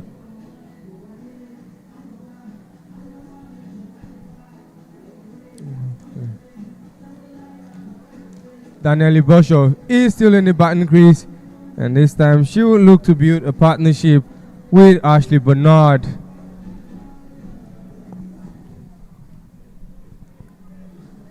Ashley Bernard was the longest staying batter against the female Yellow Greens in the semi-final clash, which the South Africans lost, going 66 all out. And now she is in to try and stay out the remaining 2.5 overs, as South Africa under 19 would look to put something on the board.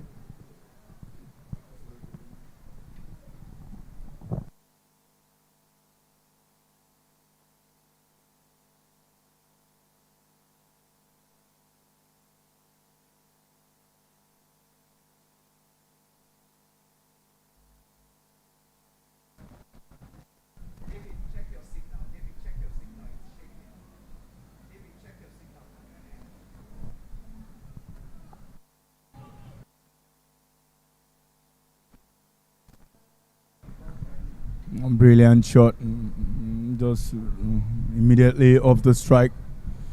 It's Ashley Bernard into the 18th over.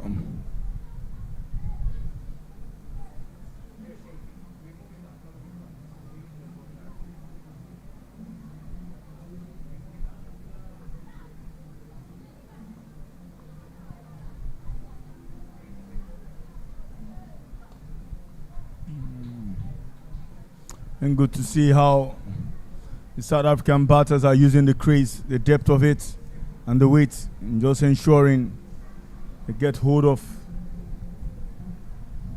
the ball and finding the gaps and creating that footwork.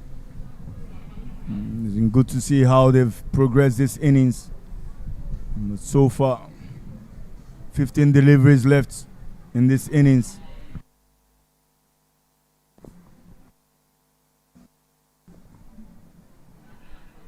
Out of hands by Ashley Barnard. Lucky one bounce. And as well as beating Tadiwa.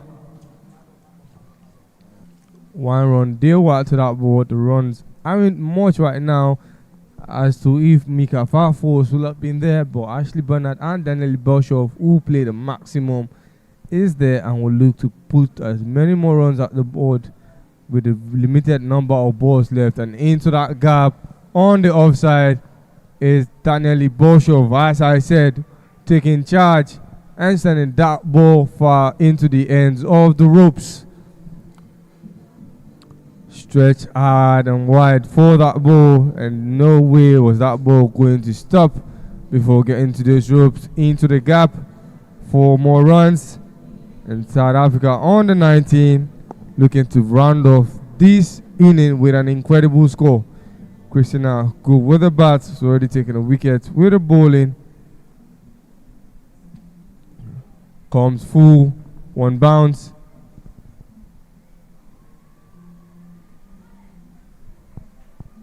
Skipper to bowler, but that wasn't a run out. 2 runs completed.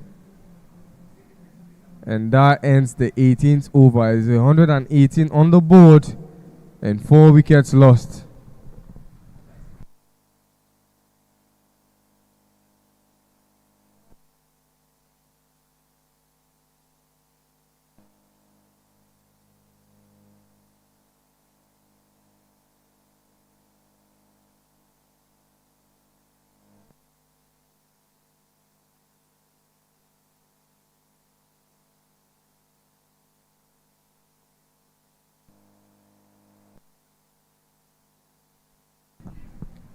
As expected, we used to see below Biza and Salem always rotating the wicket-keeper duties. This time around, last overs below Biza, we will get 1 over of bowling activity, given with just 2 overs away from the conclusion of this first inning. Salem will take the batting pads and take charge. A look at the bench of the South Africans prepping already for their fielding role that will come placed in 2 overs from now, as they will take charge of the field and defend whatever this batting partnership and remaining wickets can put on the board with what is left.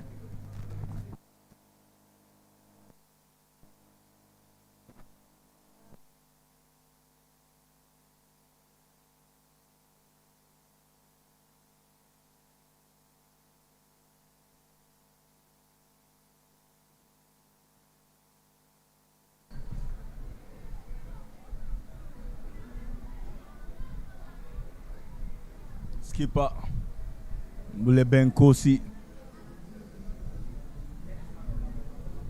will continue bowling here from the Court of Appeal end. Last 2 overs to come from this innings is Ashley Bernard and Daniel, and tries to find the gap there. Would hit that one strong too.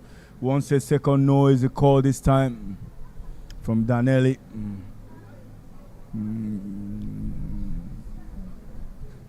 Scores gradually moving into a comfortable position here.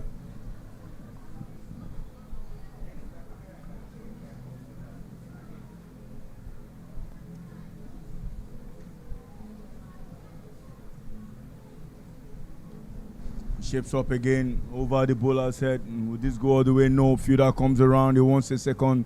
No is the call again.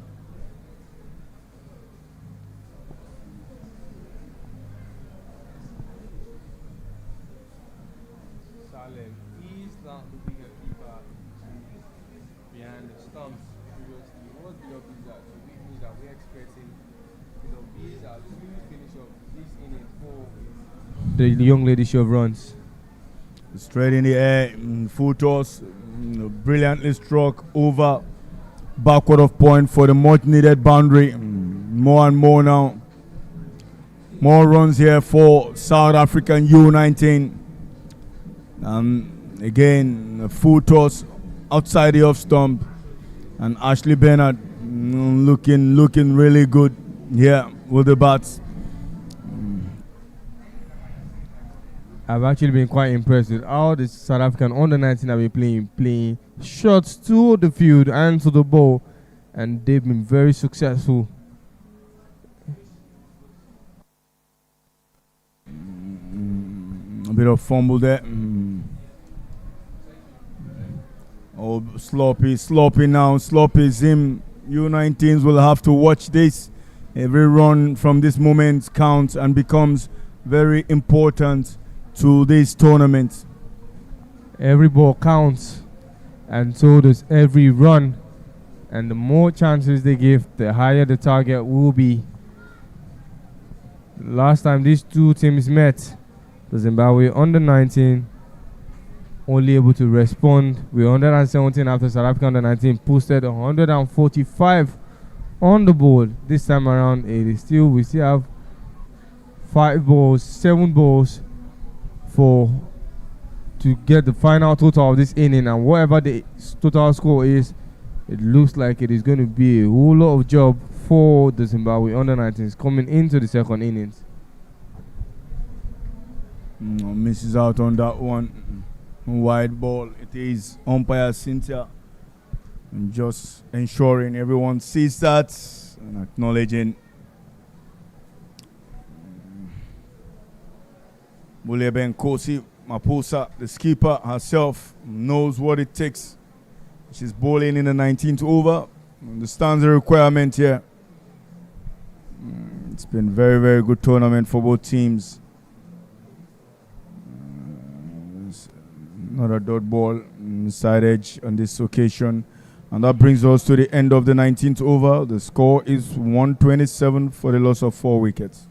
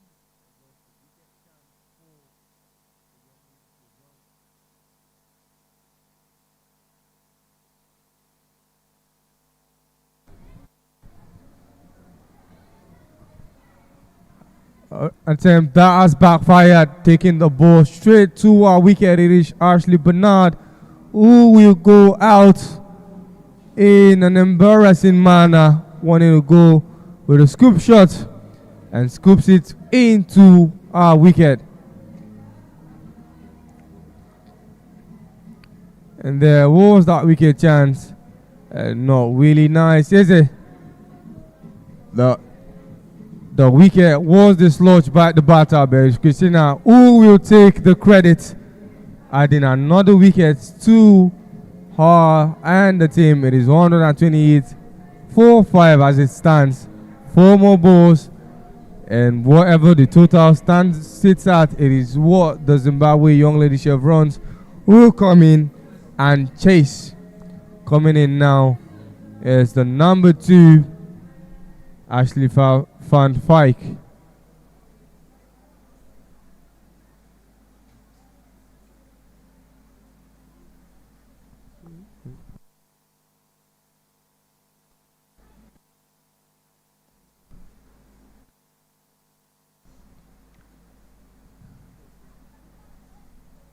Umpire says game can play on, and Krishna with a third delivery of the over. Brilliant shot this time. Pierces that mid-off region. And just a single there. Well batted by Ashley. Who's just coming to join Danelli. 20 of 15. She's now on strike. 129.5. 3 deliveries left in this innings.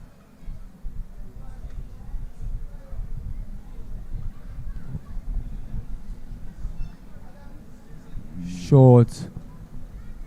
Good attempt of reach by Salem, preventing that ball from beating and racing to the boundary. 1 run was added off that ball for the young lady Proteas. Slow game it is for Christina. 130 is not was on the board. 2 more balls. And plays off the back foot down, too long on. And they will settle for 1. Would they take 2? I guess not. Ashley will stay off strike. Has faced probably a last ball of this inning. Adanelli Boshop is now the batter who will end the inning for the South African under 19. 1 more ball, 131 it sits at. A run or wicket. Christina, you decide.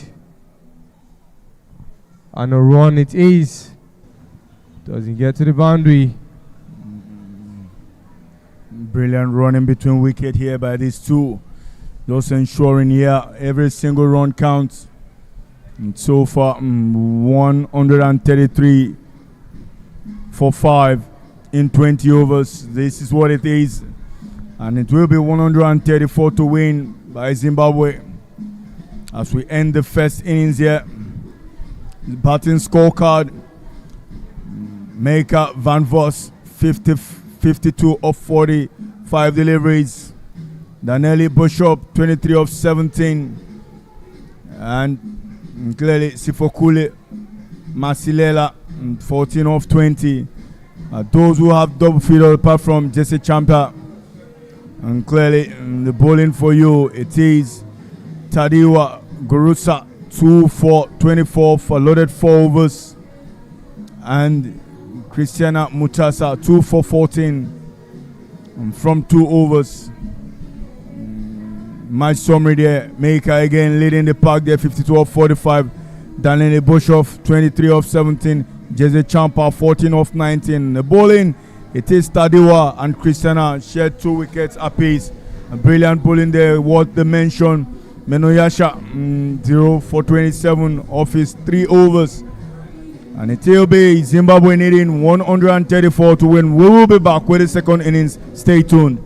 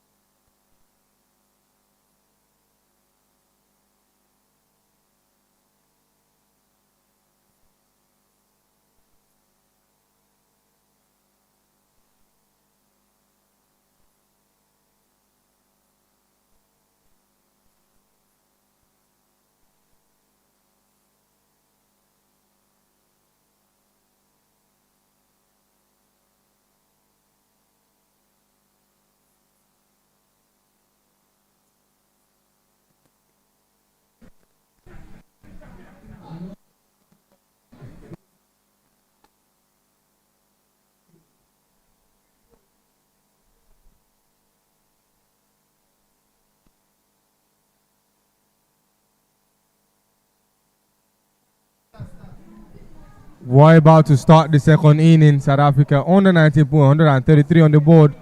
4-5 wickets with Mika Force registering a third half century of the tournament, putting 52 on the board. And now the Zimbabwe under 19 would look to go and chase with 134 needed of 120 balls if they want to have a chance of finishing on that podium stand in third place.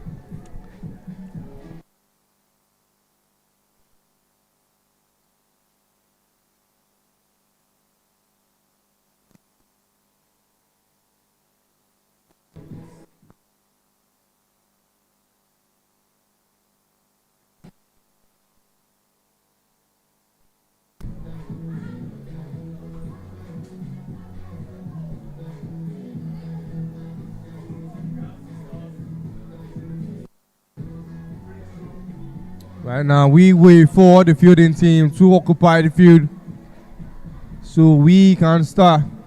And in they go. And starting off will be the pairing of Nicolette Inyika and Beloved Biza. Explosive duo, the two. Not to forget, they've got Christina on the side as well as Lorraine. So 4 big wickets for the Zimbabwe under 19. But right now we'll focus on these two. As it appears, Beloved Biza will go on strike. Nicolette at the off-strike region.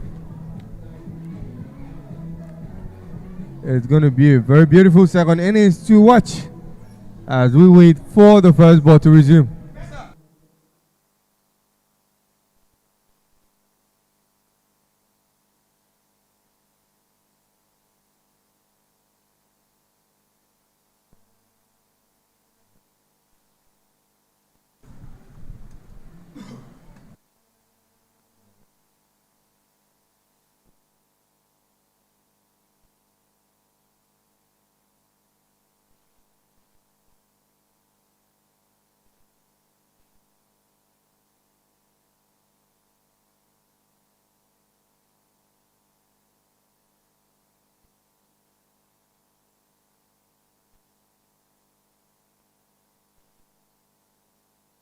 Yeah, and now we start with the first ball. Mia Lilo open batting and as well as open the bowling. Briefly stroked into the gap by Beloved Biza off strike of the first ball, and the runs are starting to tick for the young lady chevrons. Nicolette now on strike. Young kids there taking out time to be part of this finals and third place match.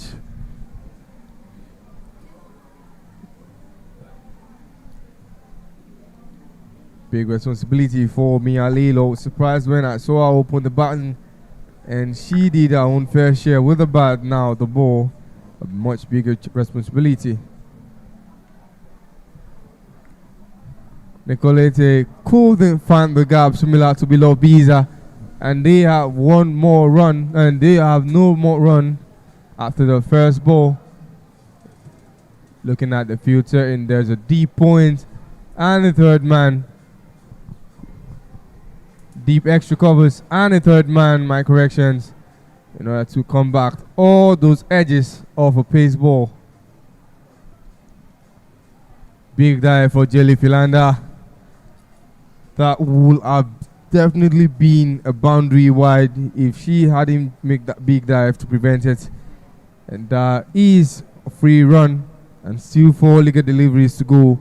132 is what is needed of the next 118 balls. It is not a huge task as long as Beloved Biza is still in the batting crease for the young lady chevrons. A third ball.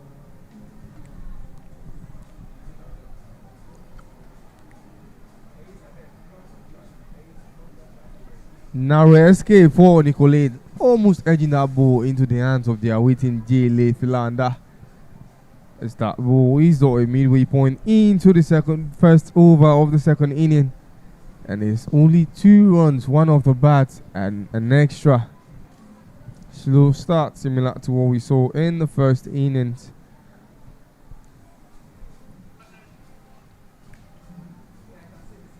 Hard hands by Nicolete. Big punch in that forward defensive stroke offered. And that ball travels nowhere. 2 more balls.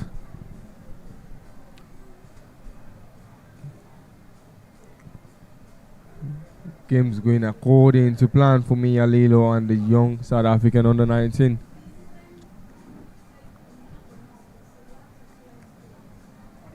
This time was a short offered, but same results doesn't go beyond the infield. This time to the bowler, and it is 1 more ball. South Africa in complete domination. Consistently being on that outside is Mia Lilo. Nicolete has faced 4 balls already, 4 legal balls, and he's still yet to register a run. And there's the last ball.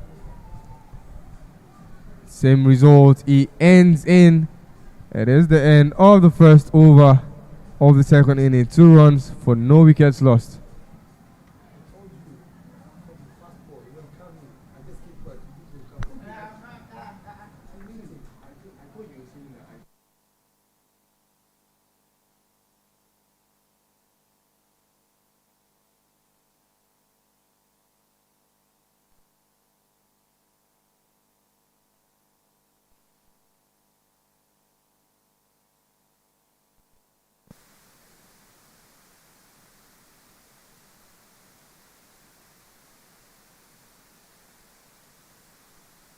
Opening the batting for the Young Lady Chevrons alongside Nicolete Nyika.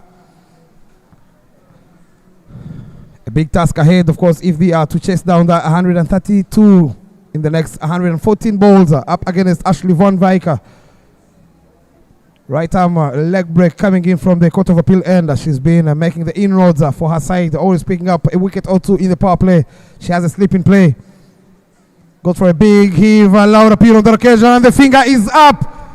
Massive moment in the chase and in the game, to be precise, as they have picked up beloved Biza with 237 runs with an average of 59. She fails to capitalize on the stats she's been having in the previous games, as Ashley Van Wyk from the very first ball, she picks up the big fish, who walks back to the dugout very livid with herself. Let's have a look at that again on the replay. Beautiful spin, beautiful start. Tried to go big, and that was a beautiful return from that left leg break ball. The fact that the wickets are falling. And now if you look at the batting order, Tadiwa Garuta has had to come in ahead of Lorraine and Christina Mutasa. The same type of tackle approach we saw the South African under-19 employ in the first inning, sending Mia Lilo and Jesse Kamfa to open the batting for them.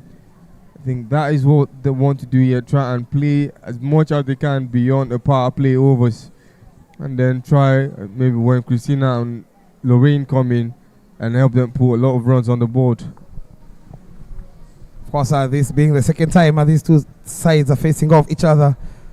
First game, of course, the South African under-19 zone by 28 runs, defending 145. Walks it on the onside, but there is protection in the deeper. As she gets off the mark is Tadiwa. And of course, in that game, beloved Biza was the top scorer for the beg your pardon, the Zimbabwe under-19s with 30 runs. But this time around, they've made sure they've picked a wicket, courtesy of Ashley Van Wyk, who's been very, very tidy in the power play with the ball in hand, of course. Picking up a 7th wicket in the tournament. They would love to tighten the screw here for the young lady Chevrons. But again, a couple of players to watch out for this chase. Christina Mutasa with 141 runs alongside Lauren Miwa, who has also scored 118 with a half century on her back. She's still out there, padded up. Should have a game in our hands here. Couldn't agree with you more, Bob. This is going to be a very long day and game of play. Now that beloved Biza's wicket, the biggest wicket that the Zimbabwe under-19 have, has fallen, and now everybody he's with the man to now to try and put the runs on the ball. We saw Mika come in and dominate, helping the South African under-19 pull up a staggering 133 on the board. Below Biza would have loved to replicate that. And in her absence, the team now has control of the game. Look at that turn now. Put down by the captain herself in first leaves. Getting the purchase out of the wicket is Ashley Van Wyk. Full on the occasion. Enticing delivery, flighted. Played it very late.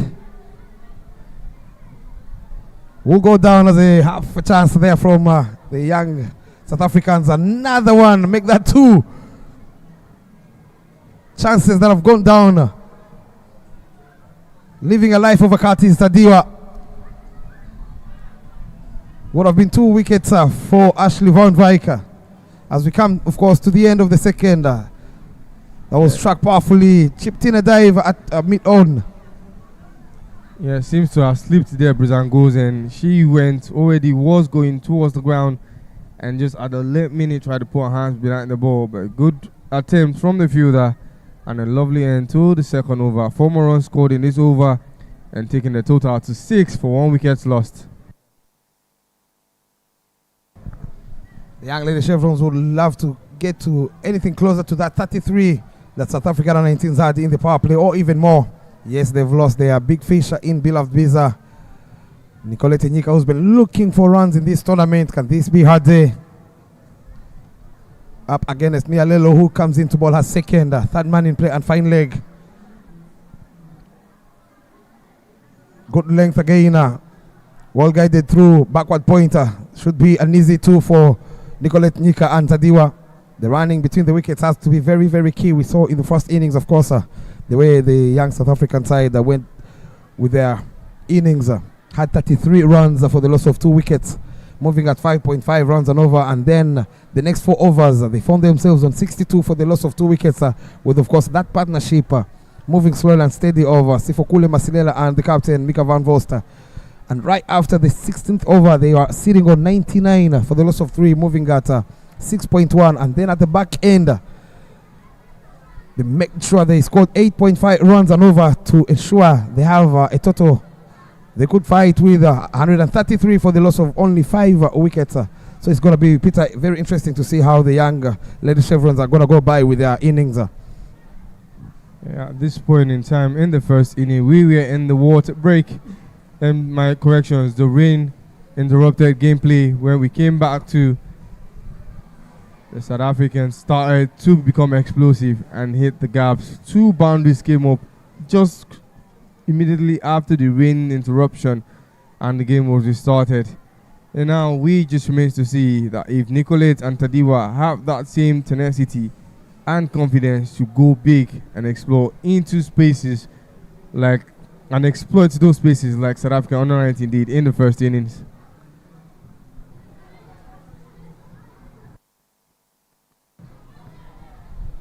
Tight bowling from Mia Lero. Bowling into the right channels, and I love the fact that she knows how to set up batters. She will give you that 3/4 mark kind of line and length, and then she will ball it full, given that she has a fielder at gully to see if she can get that outside edge. Very smart bowler she's been for her side. One for the future, you'd say.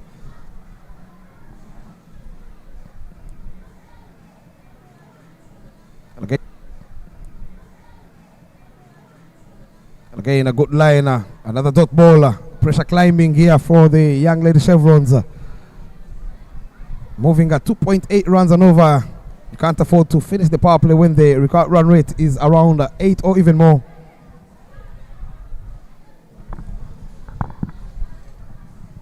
A lot of work to do when the runs are not ticking down and the balls are desperation sets in. Be called by Nicolette. Do they get there? Yes, they do. Beautiful end to the 3rd over. It is 8 for 1. 9 for 1 is the total score right now on the board. 3 runs coming off her second over is Mia Lero. 5 runs coming off the 2 overs she's bowled. She's made sure, of course, to put the young lady Chevrons on the back foot. They need to keep scoring at 7.3 runs and over to stand a chance, of course.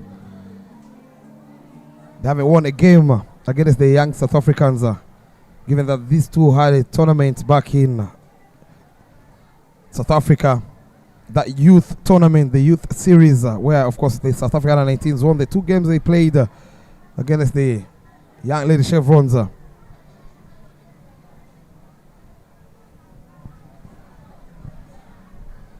Shot on the occasion, not put away. And when you look at comparing the 2 innings, in the first innings, of course, they made sure the young South Africans, every good ball were turned into a single or even a double, and then they made sure to punish the half-trackers or the looseners from the bowlers. But this time round, they are kind of playing with the dead bat is the young lady chevrons, courtesy of Nicolette Cheke. Look at those figures. She has faced 13 deliveries for her 4 runs. Going to bring in that positive intent, given that this is their last game, of course.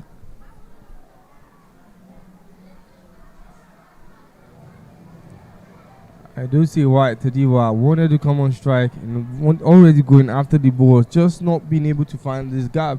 The South African fielding has been tight right from match day 1, putting as little fielders as they will need to outside and make sure that the field is okay and stopping. They are more focused on stopping the singles because they trust their bowlers to not give unnecessary balls that might end up in the boundary. And so far, that plan is looking to pay out for them as they are in complete control of how this game is turning at this point.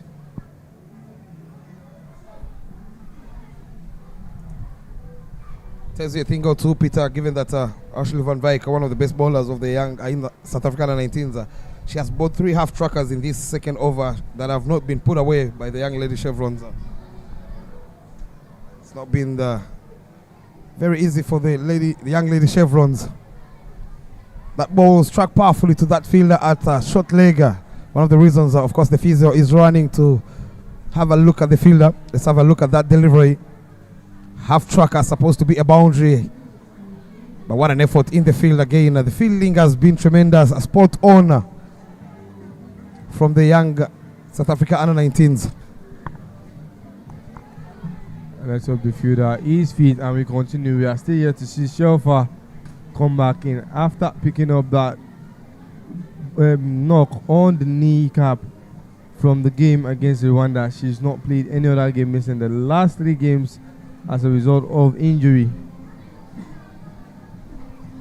As of course we take this opportunity to thank our lovely sponsors, Providence Bank, Nigeria Cricket Federation, alongside Dafa Beta for bringing such a beautiful tournament, the 5th edition of the Nigeria Women's Patricia Kambarami Cup. Expect to see a lot of fans and spectators coming in this afternoon as we have the big grand finale, the host nation, Team Nigeria, the female Yellow Greens, who will be taking on a red-hotted run-and side yet to lose a game in this tournament. Expect to see a cracker of a game this afternoon. The most anticipated match of the day is the afternoon game against with the one now going up against the female Yellow Greens. But this one also very pivotal, as either of those sides are guaranteed a place on the podium, where only one team from this match can join them on that podium finish. Good signs as we see Kananelo Mokoena back on her feet. Should be good to go. 2 more deliveries to come from her. Second over is Van Wyk. Hard hands on that occasion. Plays it straight back to the bowler herself. Tidy over once again. Already 2 runs coming off her second. She would love to close off her second over in style. She has a sleeping play is Van Wyk. Another googly there ball by Van Wyk. Works it on the onside. A lot of work to be done by the captain and Mokoena as they keep it down to only 2 runs to bring us to the end of the 4th, with the scoreboard of course reading 13 for the loss of 1.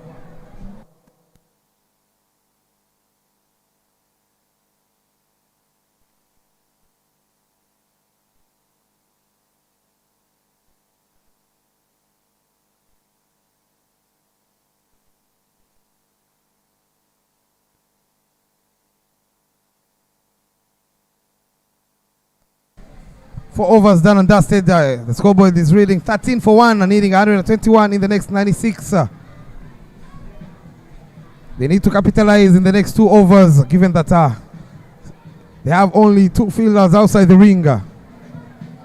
How many more can they add? Their opponents were sitting on 33, having lost 2 wickets. Still moving at 3.2 runs and over is the young lady Chevrons. Gonna be very key to see where Christina Mutasa and the likes of Lauren Pemiwa are gonna bat. You can't afford to let the opposition side take the game away. Gonna make sure your best batters face their best bowlers, Peter. It's too early in the game and an experimental time, and Bruzan goes in, can't come in and bowl, still sticking to pace. Go fielding by Ashley Bernard in the cover region. Hard shot, and she takes all that energy. And it is a door to start the 5th over for the young lady Chevrons. Haven't been able to hit the mark in the first inning at this point of the games. In the South Africa under-19, we're on 21. Which means that the Zimbabwe's young lady Chevrons are 10 runs shy of how the South African under-19 went in approaching the first innings. And again, talking about the new bowler into the attack, Bruzan. I love the fact that the technical bench of the South African under-19s, they have managed the workload of their pace bowlers. She's not played all the games, but every time she's given a chance to play, she's been generating a lot of pace at the front. Look at that pace and carry, beating the wicketkeeper batter Jail Filanda. Very good bowler she's been, is Bruzan. Every single time she's been given that opportunity, she's always picked up a wicket and made it very, very hard to the batters to score off her own bowling.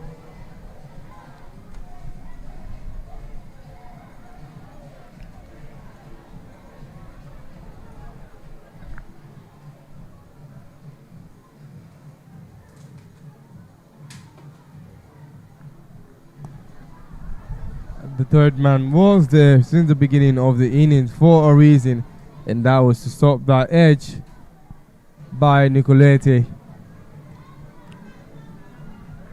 Beautiful redirection. The young girl is very, very fast. Only 2 innings she's played so far, and it was in 2 important games. Started in the game against Ghana and the game they lost against Nigeria.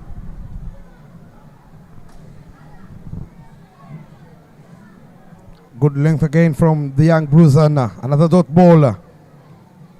Talking about that third man in play, I'll tell you this is one of the teams that have not leaked a lot of runs in the field, given that the captain, Mika van Voster, is always setting the right field for the batters,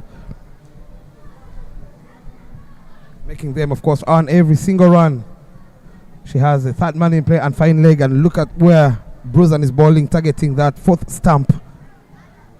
There you go again, another dot ball, well kept.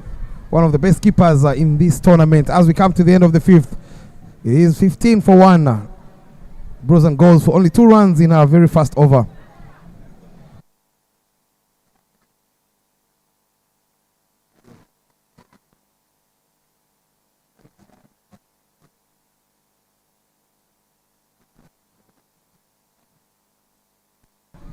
Last 6 balls to come in the power play. They find themselves on 15 for 1 at the young lady Chevrons, looking to be out of answers at the moment from the bowling attack of the South African 19s. Put them on the back foot from that very fast over. Ashley Van Wyk picking up the big wicket over Beloved Biza. That was the story, because she's always getting them runs at the top. Having faced 17 balls for her 6 runs is Nicolette Nika. Can't afford as an opening batter, of course, alongside Tadiwa, to allow that strike rate to go under 30. It is playing for the opposition side. A new bowling changer from the Court of Appeal end, as we see Cananelo into the attack.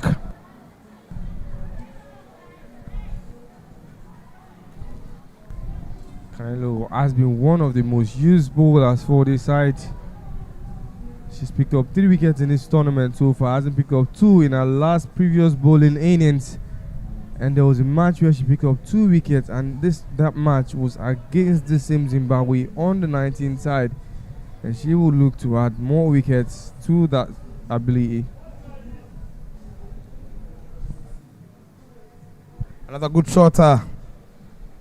straight to the fielder at mid-over. No run taken. Trying to overhit the ball is Nicolette Nika. I would love to see her trying to open up that full face and get those gaps. There is, of course, a deep extra cover for her. Starting off with 2 dot balls is Cananelo. Change of pace on the occasion, but again picks the field at covers. That's how good they have been in their bowling to their field set at the South African 19s. A very good job keeping that runs in bay. They were outplayed by the Familiar Green yesterday, going out all out for 66. And we all know that they will look to revenge and get it at someone else. And it looks like it is going to be Zimbabwe who will be the team tasting that tension that is going on at the moment. Complete control of the game for the South African under-19. They collected 21 balls and still yet to get into double figures. She has a long way to go and really needs to start doing something with the bat, which includes finding spaces. Shows you how the bowling has been tight in the power play. Make that 5 dot balls a back-to-backer. We've seen a couple of maidens in this tournament being bowled, of course. Can she pick up a maiden to start her bowling spell? Is Cananelo. Last ball to come in the power play. 15 for 1.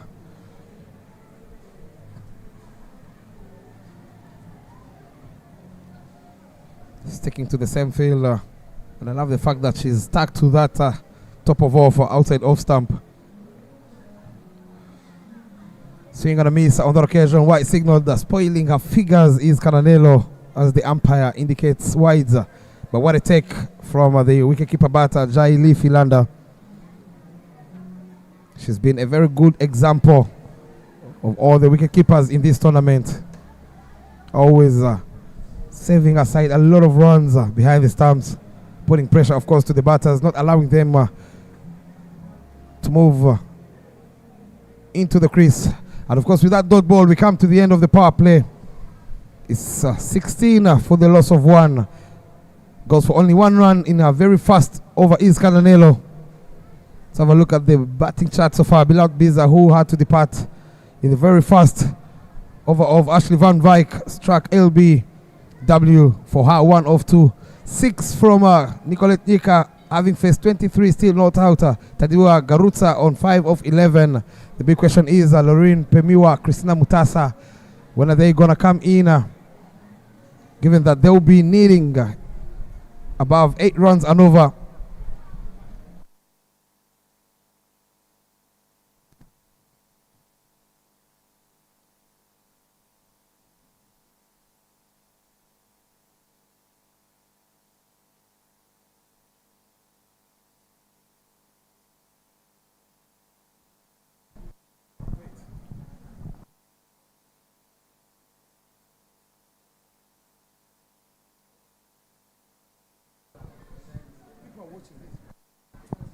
Brazan goes in starting the 7th over, and that starts the boundaries for the young lady chevrons.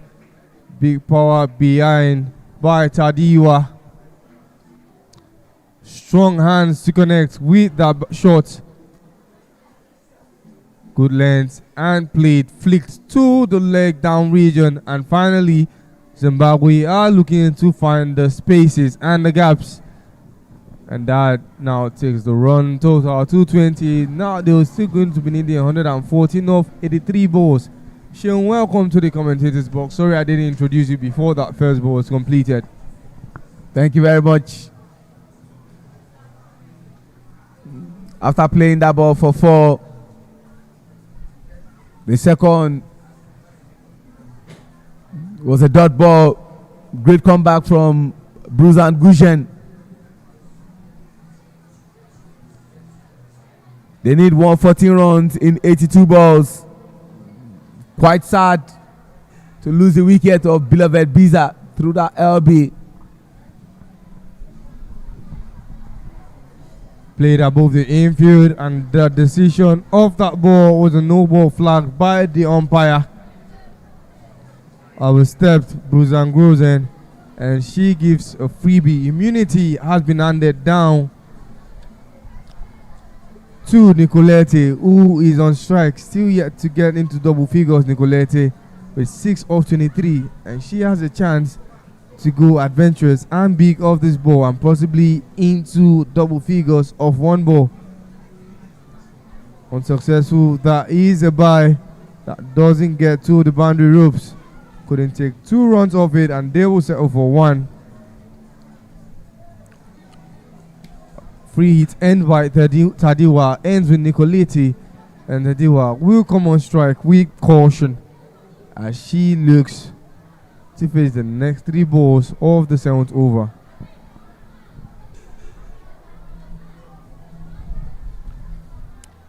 What is required is not commensurate with what they are currently doing. They need 8.22 and they are on 3.54, and that's a call to improve on the part of Tadiwa and Nicolete. The 2 finalists are already at the venue and getting set for that big game.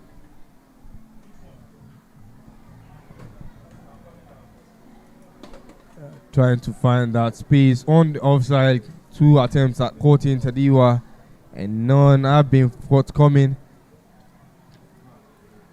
A good comeback from Bruiser Grozen. After that freebie, she gave with a no ball, and she's just 1 ball shy of ending the 7th over. 23 it is.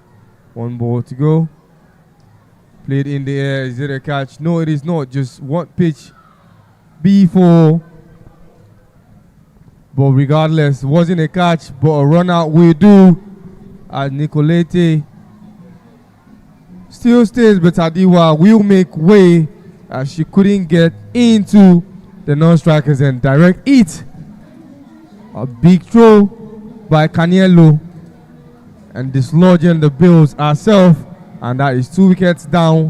What a beautiful way to end the 7th over. That was a sloppy run in between the wickets, and that gave room for that run out opportunity. Direct hit, Cananello, and in comes. See that run out again, direct hit, which gave room for excitement not only on the face of Cananello but the entire teammate of the South African under-19 cricket team. And in comes one of the few players to score half century at this tournament, Lauren Pehiwa, to go in and partner.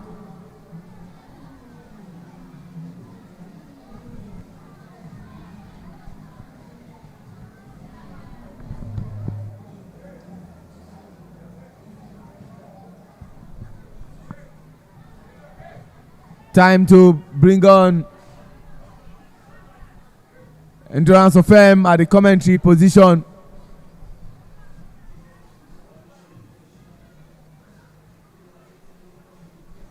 Thank you, Ajiragban. Good afternoon, viewers all over the world. It's 23 for 2 after 7 overs. Lorraine and Nicolette both have to try and forge that partnership. That would require a chase of 111 from 78 balls. Current run rate sitting at 3.2. Required is 8.5. The pressure is certainly on, and these South Africans into the last 13 overs of this encounter will do everything possible to ensure they walk out of Lagos, Nigeria with their head held up high. It is Canelo to Lorraine. Pushes it straight away to that mid-wicket region. Brilliant single running between the wicket. Decency here. It's a long road for Zim. This is becoming really, really difficult, as the case may be. Both nations prize themselves. Top 2 playing nations in Africa. South Africa and Zim. She goes big, but didn't get real impact on that one. involving a battle of bowlers. And clearly, it's becoming a packed Saturday here with Nigeria facing on Rwanda in the finals in 1 hour 30 minutes time. Brilliant shot, but this time found the fielder covers. Both teams already on ground. The umpires on ground. The stage is getting set, but we have to finish proceedings with this game. It's been an amazing 7 days of intense cricket. Rest Day got involved in the legacy program.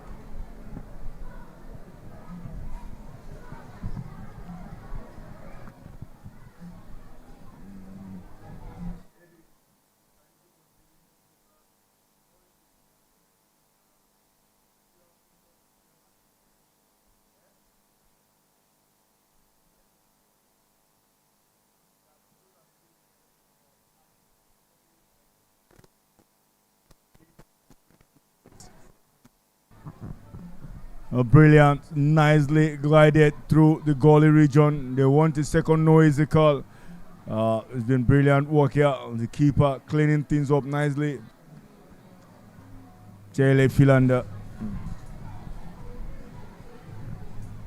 Ajidagba, how has this been for you with the turnout of the kids today? Over 300 of them. All you can see on the faces of these children is excitement. Happy to be at the Tafawa Balewa Keruwa, the home of cricket, and venue for the 5th edition of the Nigerian Cricket Federation Women's T20 Invitational. If you see these children, what they are putting on is legacy program from various schools, and they were excited to see international players come teach them the beautiful game of cricket. But that was a coaching clinic. Now they are having the opportunity to see them play live, and that's the excitement. It's something that has been part of Nigeria's initiative, working to introduce new entrants of over 240,000 cricketers every year. And that's the opportunity these kids have to see international cricket ongoing. A brilliant push again, guided through that same region. No slips in play. Gradually rotating strike, Lorraine and Nicolete. That brings us to the end of the 8th over. It is 27 for the loss of 2 wickets. 107 runs required from 72 balls. Run rate seated at 8.9. Zimbabwe will have to do a lot more to ensure they can bring themselves back into this game. But as things stand, and if things continue this way, it is U19s who will smile to the banks. Endurance, you can say that again. But one big miss that is making this Zimbabwean under-19 side struggle a bit is the loss of the best batter at this tournament and their opening batter, beloved Biza, who departed just like Mika Van Vos yesterday, where she didn't contribute anything with the bat. And that same scenario has played out today. I'm sure the guys from Zimbabwe are still struggling to cope with the fact that beloved Biza is no longer batting. And the responsibility of that batting has been put on Lauren Peiwa and Nicolete Nyika. Plays it, but no easy call. Danieli Boshoff into our first over, but more importantly the ninth over, which is like the penultimate over that will take us to drinks break.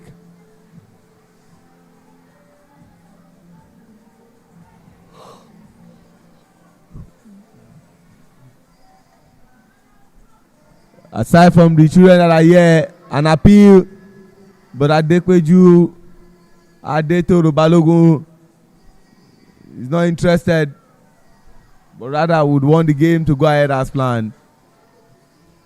While we are talking about the future generation next, the children here, we are still expecting some dignitaries who will definitely grace this Tafawa Balewa cricket over.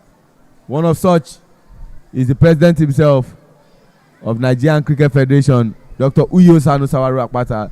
No run after 4 balls bowled. Daniel Boshoff is here to give away any runs. And with 2 good balls left to be bowled, if no run is played, she joins the growing list of those who are bowled in maiden. But unfortunately, that didn't happen. That run was taken. 1 more good ball, and that will be the end of the night over.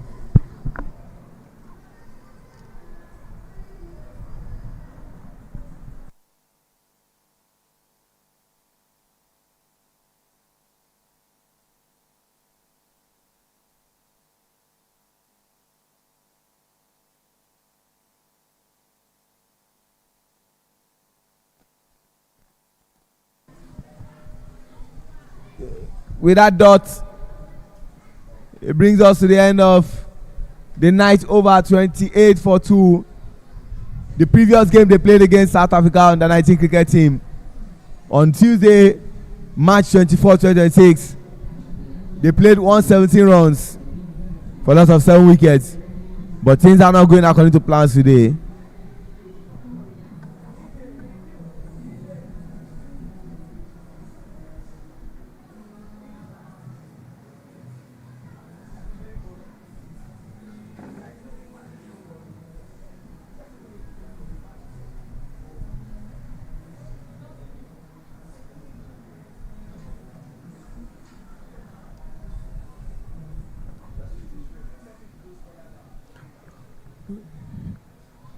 One more over and we'll have come to the first part of the second innings, and this is looking more like a daunting task where the current run rate is at 3.11 and what is required is 9.64. They need nothing less than 2 boundaries per over, but the South Africans are not giving anything to chance. They want to do 2, but just 1 is the call. Ashley Barnard, the best batter in the previous game that they played, is now coming from the Court of Appeal end.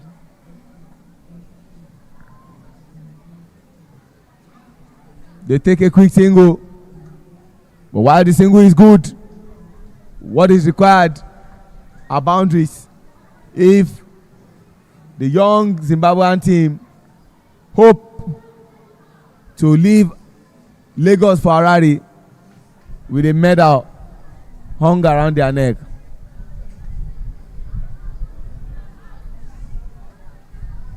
That was a run-out chance, but the opportunity missed by the South Africans, and Nicolete and Lauren Pemiwa will continue to bat.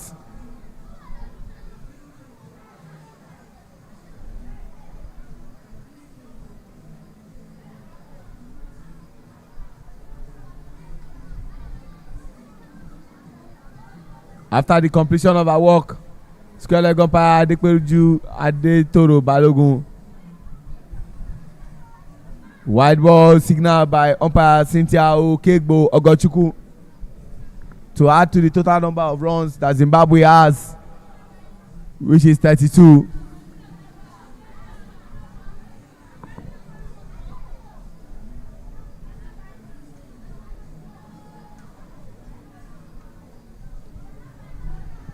Nicolete has faced 30 balls and has just scored only 9 runs.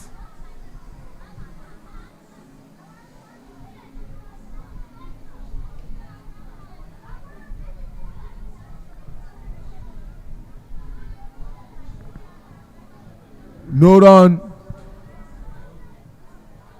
Ashley Barnard. One more good ball, and that will bring us to the end of the 10th over, but more importantly, welcoming the drink break. Brilliant shot, but straight again to the fielder. That brings us again to the end of the 10th over. It is 32 for the loss of 2 wickets, needing 102 runs in 60 balls. Nicolete and Lorraine will have to forge that partnership. Ajidagba, thank you very much. Tell you, it's been an exciting atmosphere here with kids all around and watching live cricket. Perhaps some of them the first time ever seeing cricket. And this is what the beauty of this tournament brings.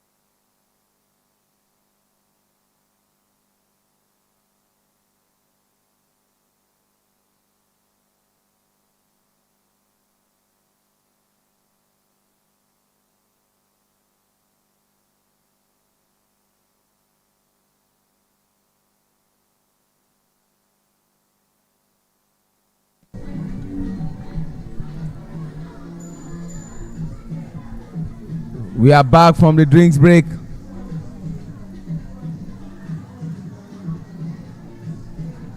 Zimbabwe 32 for loss of 2 wickets.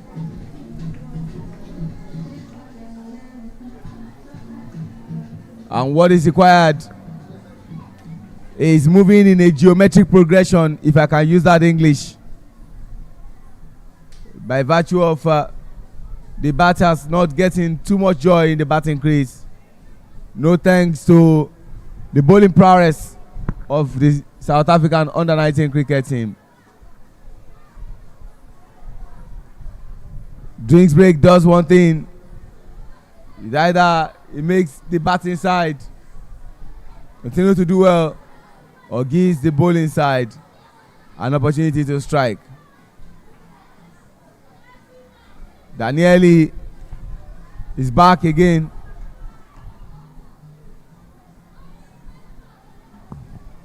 A brilliant shot, but Fury in the deep would just ensure it is a single. Good to see these ones here. Clearly, the instruction has been given, and then we should see a bit more attacking cricket now. 101 required from 58 balls.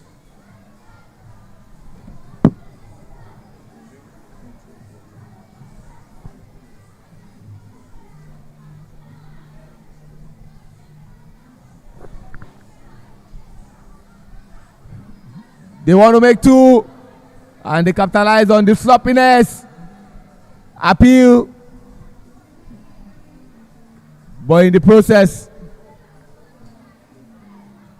the umpire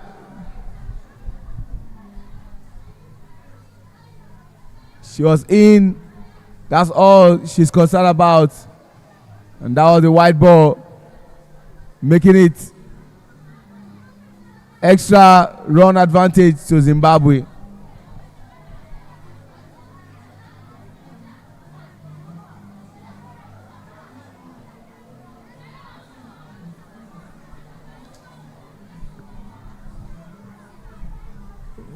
The fielders are doing everything humanly possible to deny Zimbabwe of scoring runs. They know they need boundaries, but they are saying boundaries you won't get. Daniele Boshoff plays it up, but she will be safe, and they will go for two. Nicolete Inyika.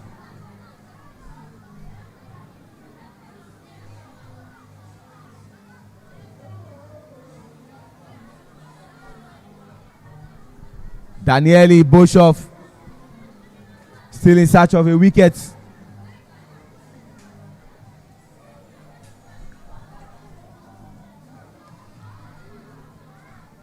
The sound of bats is loud enough, but the fielding will not allow.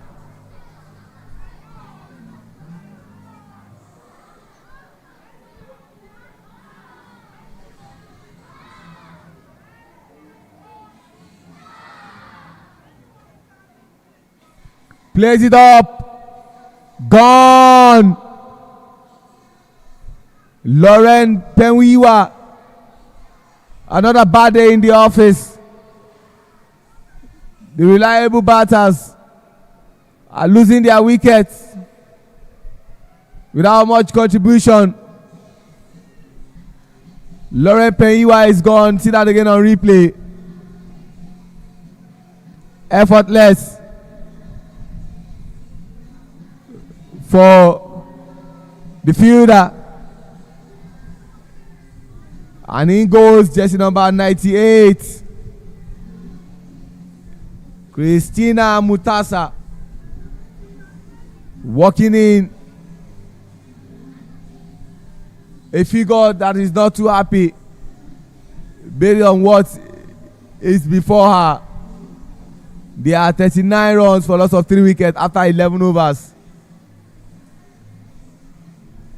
They need 95 runs in 54 balls. Yes, it's quite achievable, but unfortunately, the reality on ground is that Team South Africa are not leaving anything to chance. They don't want to go back to Johannesburg or Pretoria or Benoni or Gauteng without any medal around their neck. Oh, brilliant googly. That one came back in. That is how dangerous Danelli can be with the ball. 95 required from 54. Gradually squeezing things in, but Nicolete a bit more aggressive now. Straight again to the field at covers.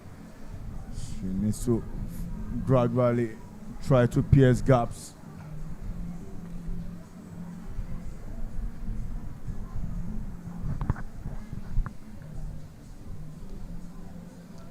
She goes big, but this time straight again to the fielder at long on, who had to just push herself 5 steps into that take. It's Christiana who's yet to get off the mark, hopefully, and she can do that with this delivery. Christiana endurance mentioned was the batter who came through when they met some days ago. Ashley Barnard, the player of the match in that game, where the one has struck. Mutasa walked in and walked out. Going in, I was talking about the body language. It was looking more like this is almost done for us. And the way she walked in is how she's taking a walk back. Bad day in the office, and see that again on replay. Clearly, from Ashley Bernard, who was there for the take. That one came back nicely and playing to the tone, expected tone. And it's the first for South African under 19. Big atmosphere here at the TBS Oval. The party is on. And clearly everyone put in the number of days, including the players. In a couple of hours, we'll be knowing which team will be crowned champions of the 5th edition of the Nigerian Women's Invitational. So far, both South Africa under 19 and Zimbabwe under 19 are seeking for superiority of the 3rd position.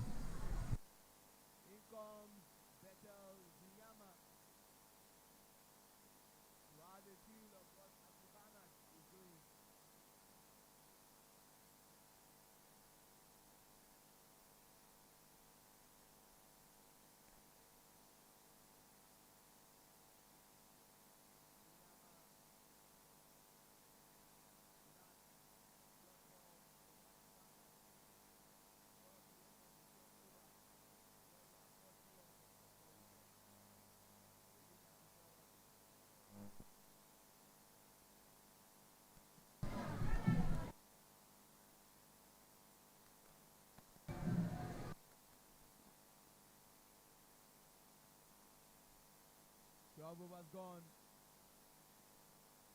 They require 11.75 and their current run rate is 3.33. They need 3 boundaries in every over. In Zimbabwe, hope to finish on the high.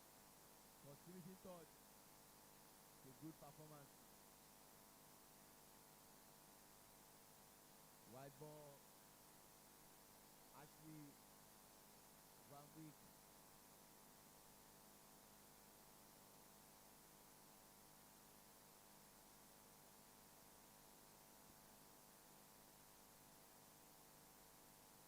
Ball on the beat, making it difficult for the lady who has now faced 40 balls and has scored just 13 runs. On 25% strike rate. More dots balls here. Clearly, South Africa seems to be on top of this one. The required run rate have moved to 12 from 8. Every single dot ball here shown real supremacy. A slip into this attack.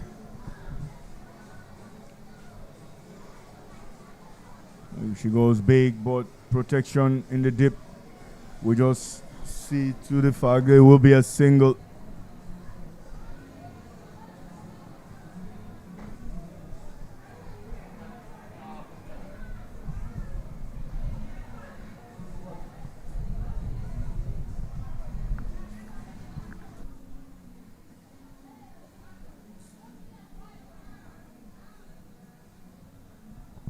Again, another dot. Halfway into this 13th over.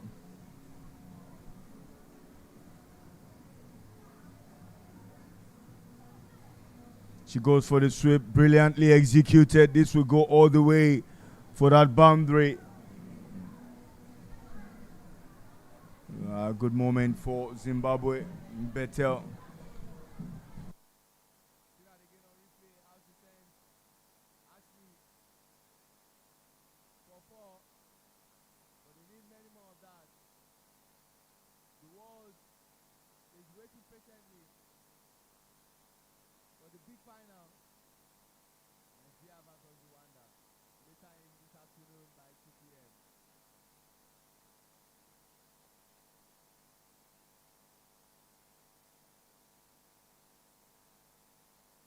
The ball toss.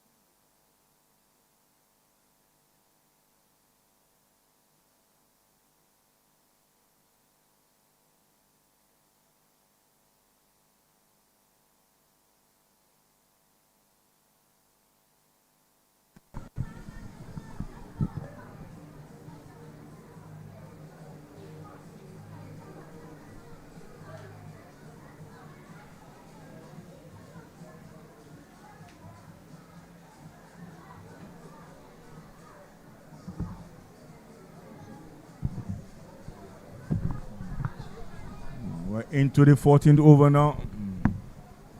It's Ashley. We will continue from the Court of Appeal end to Bethel. 88 runs from 42 balls. Required rate 12.5. The action continues. And soft hands on that one. Straight to the fielder. South Africans enjoying and reliving this moment. Yeah, moments you would want to have as a cricketer.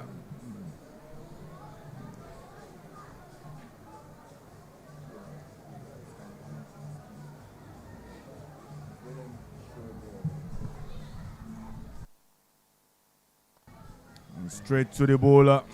Certainly no run there. More and more dot balls.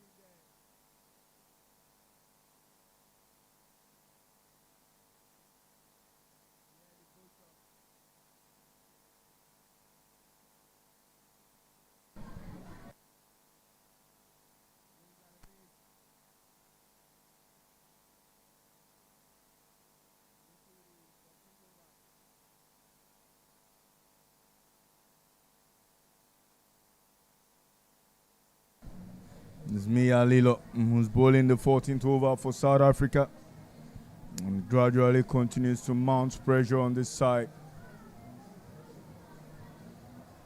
It's right in the block hole, making life really difficult here for the Zimbabweans.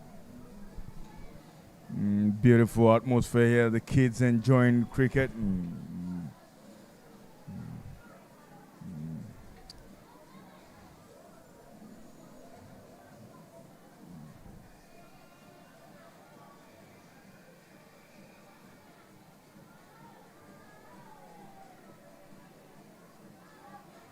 That room width was there and that footwork not great. And that brings us to the end of that 14th over. Score 49 for 4. 85 required from 36 balls.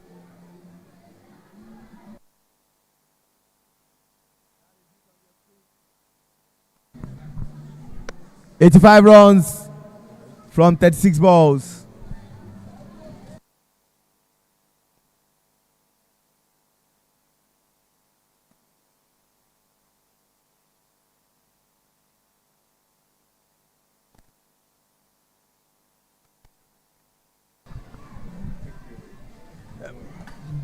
Susan goes in, already coming in. South Africa are in complete control right now. They've taken out 4 big wickets. Nicolete is still in the batting crease to take charge. 45 balls faced and just 17 on the board. And if there's any time she needs to go all out, it is now. The ball is full and unsuccessfully flicked to the leg side, but it will do for a run. And it will do better. Is on strike.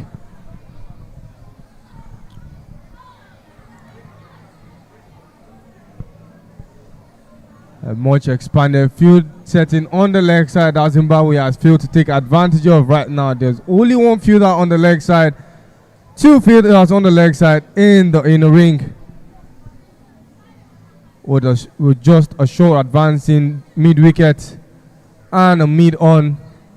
The only fielders on the leg side in the inner ring. The expanded fielding positions are at deep extra covers, a third man, a fine leg, as well as a deep square leg.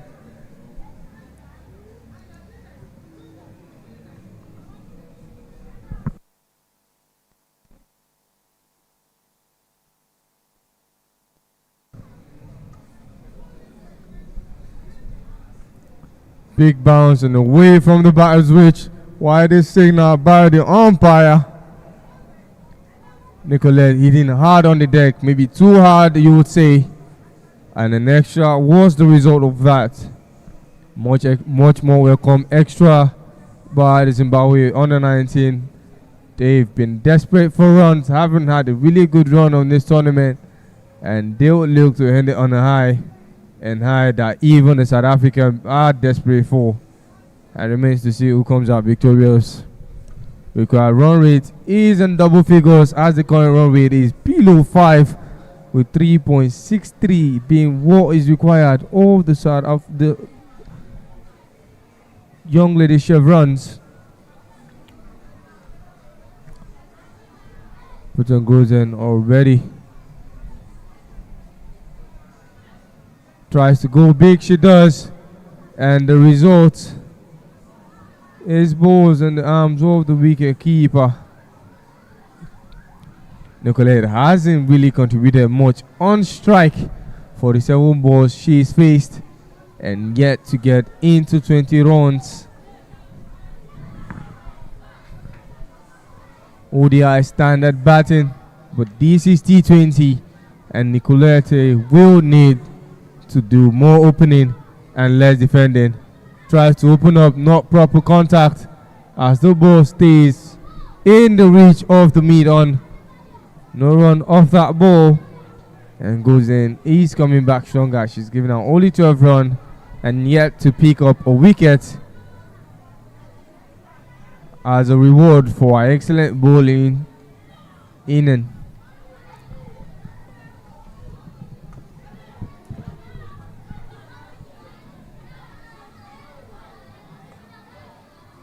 Still unsuccessful for Nicolette, as she is already into 50 balls faced and still under 20 runs she has. It is the end of the 15th over. 52 on the board and only 4 wickets.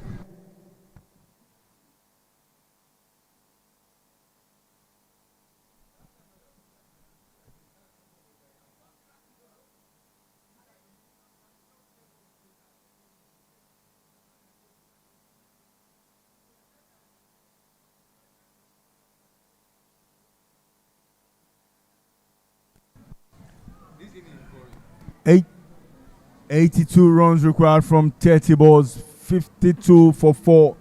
We're into the last 5 overs of this encounter. Both teams will then relieve their time.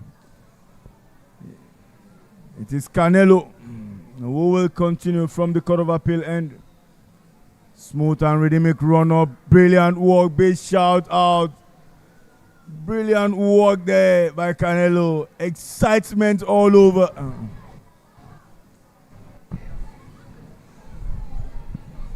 Beautifully Cleaning your clean screen. Oh, board cleaning. Cleaning. She's happy, excited. Not sure, but it's a wicket for her. Nicolette has been on the defensive of every inning. 5 partnerships now lost. She was opening pair with Bill Biza, and she's yet to build up a 50-run partnership with any batter that has come in. She has faced 50 balls and only 18 she's been able to register. Every batter that seems to come in has had to be the heater, given that Nicolette has not been contacting, and that as much as there needs to be a bit of momentum, she is confident enough, has seen the field, understands how the field works, understands the pitch setting, and should have started to hit. But as long as she's not doing that, somebody has to do that, and that is why partnerships are breaking. Salem, the new batter in, has done a fair share of contribution with the bat for the young lady chevrons. But right now, all hands on deck. Nicolette has faced enough defensive balls, and right now just 29 balls is what is left. 82 is needed. This looks impossible, but never say never in cricket. As long as those required run rates are still very, very much within playable regions, there is still hope. I remains to see if Salem and Nicolette have what it takes to push the young lady chevrons on the podium.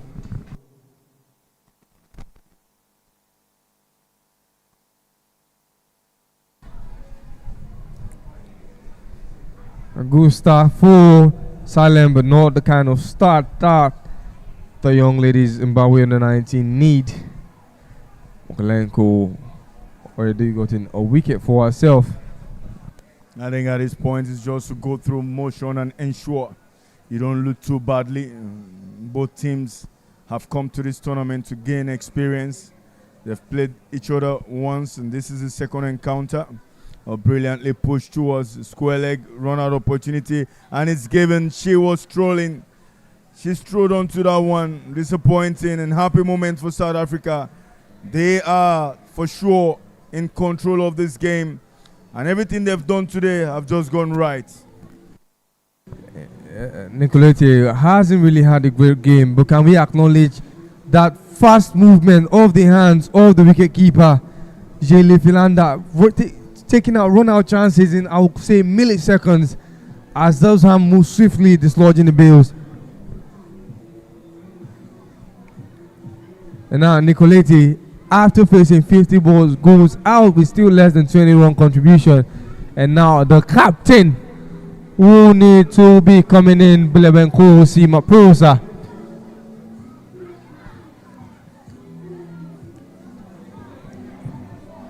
Mika took charge, but was the game too late for Bilebenko to take control of? It remains to be seen.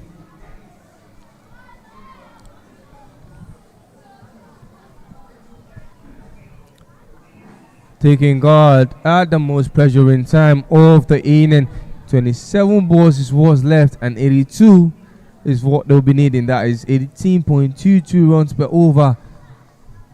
Already in hold from Canelo. Soft hands, defensive stroke by Bulebenkosi.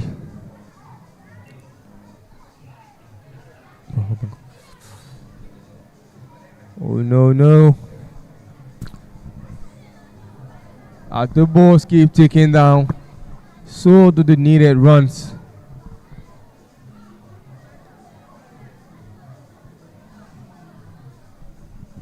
Canelo still yet to give out a run, as the batters have not given the big of difficulty. And end to the 16th over it is for Canelo. 52 is towards on the board, and 2 more wickets in this over. There is that runner, Nicolette didn't get there. Swift hands from Jaylee Philander.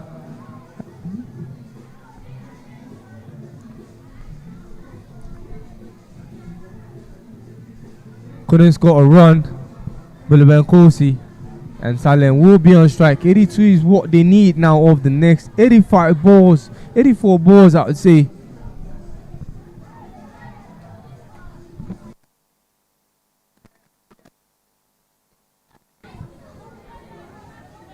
One more ball, it appears, but the over is not over.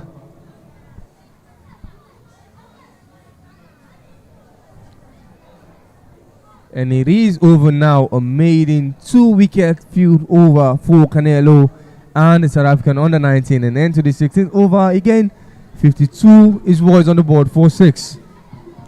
Right now, 82 will be needed of 24 balls. Looking at the batting chart below, Biza couldn't continue in a high scoring from Nicolette and Tadiwa Karagusa are the only 2 batters in double figures. Lorraine with 6 of 12. Christina couldn't get a run on the ball, better of 5. And Salem and Bulebenkosi, both batters yet to score in this batting inning, are the 2 batters in the batting crease for the young lady Chevrons.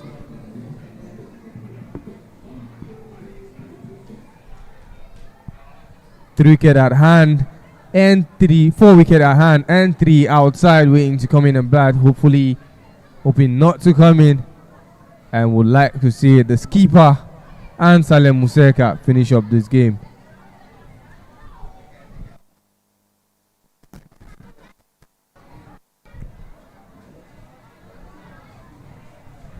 Slow bowling, 2 slow bowling. Salem Museka was very much of a disturbance to the South Africans in the first inning, and now she is going up against our style, and he isn't doing a very good job at it. An extra 1 more run, but it's still far from what is needed for the young lady Chevrons. Currently, the required run rate sits at 2.25.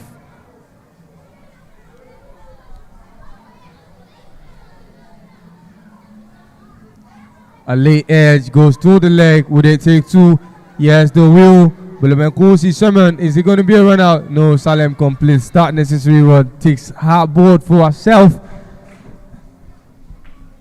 That it will be 2 more runs, but like I said, it is too far from what the young ladies here front need. 20.61. And Ashley Bernard with the second ball, the over leg side. She goes again.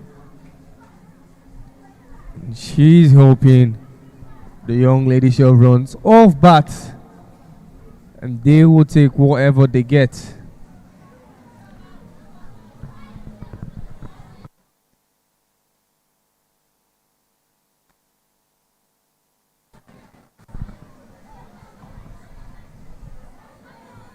Slow and steady Salem has been taking in, but at this point of the game, what you need is an all-round explosives.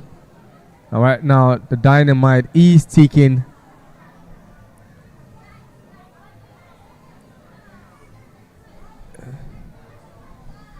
Could have been a run out as Salem was already halfway into the batting crease. Sloppy fielding from Mika Van Voort. And Buleben Kusi comes on strike, yet to take the board. The only batter who couldn't take the ball before going out was Christina.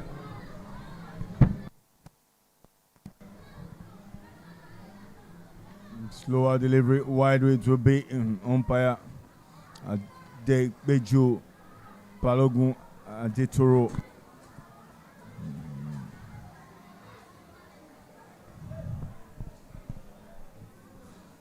76 now. And tries to go across, but straight to the fielder. Just ticking the boxes here. South Africa Zim.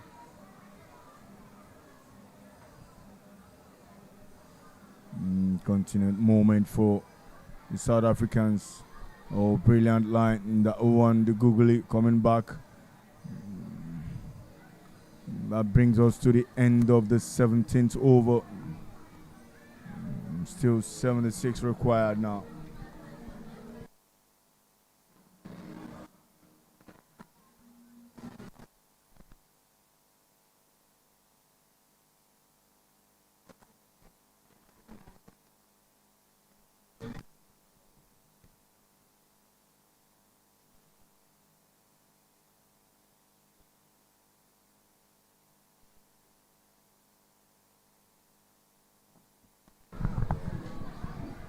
Ashley Van Voort. Jelly Filanda, he's very, I would say, hyperactive in this game. Not taking any chances. The slow bowling. And she just wants another fielding bonus.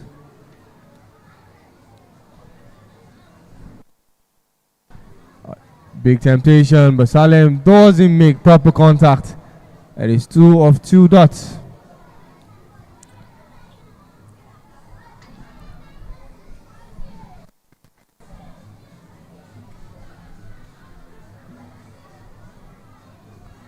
And this time, at the total time of asking, she gets the wicket of Salem. Clean ball on the off stump. Again on the replay, neatly flighted, and she plays across that one. She had gone straight, maybe some positive result, but no, that's not the case. And Salem would depart for 3 from 9 deliveries.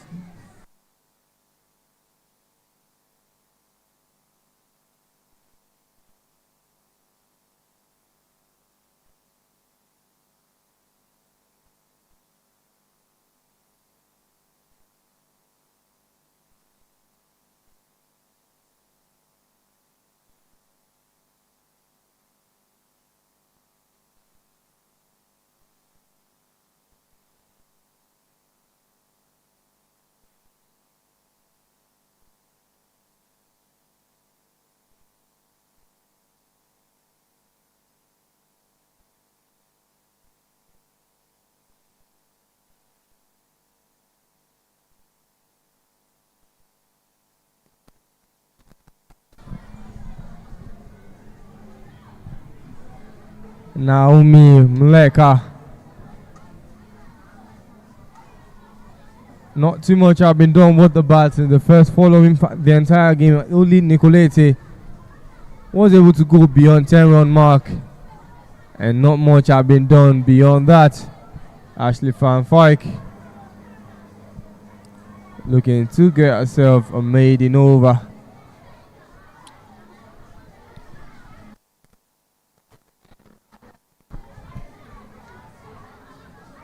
Picked but wasn't picked beyond the infield, as the outfield of the South African under 19 have been, quite idle for a while now. No balls have come or made them run on the field.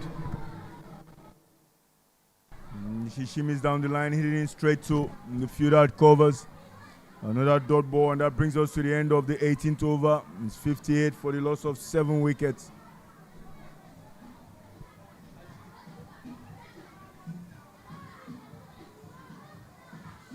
And clearly turning down things here.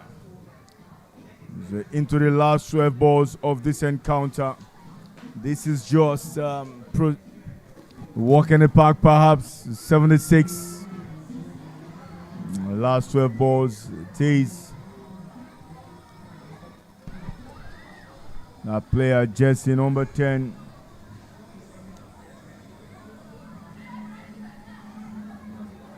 Bruzan Gusen from the pavilion end of this TBS over. She will try to knock her over. Short ball straight away, and she goes big. But mid-on comes around to stop that one. No threat whatsoever. Protection around.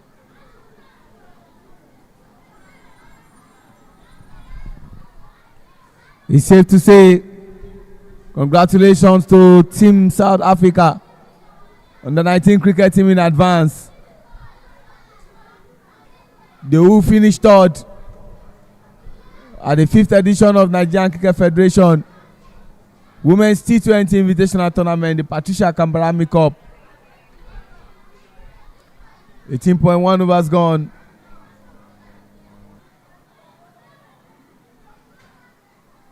Runner chance, runner miss. More runs for Team Zimbabwe. Their lowest at this tournament. Vulebentoshi Mapusa, the captain.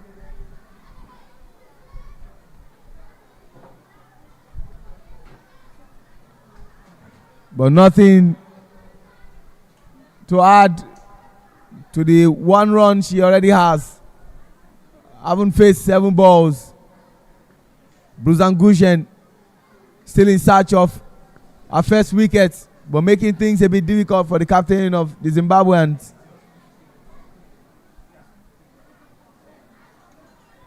Cut away there. Can they do 2? 2 is the call. And 2 is safe. We are almost counting down to the big final between Rwanda and Nigeria. Some minutes away from now, that will go down.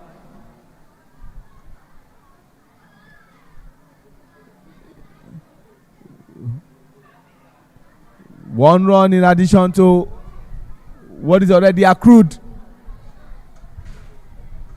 But the task of getting a victory is looking almost impossible.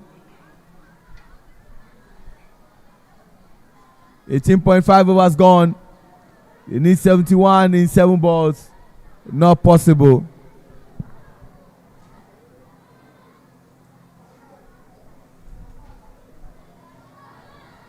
She hits it big ball straight to mid-wicket this time.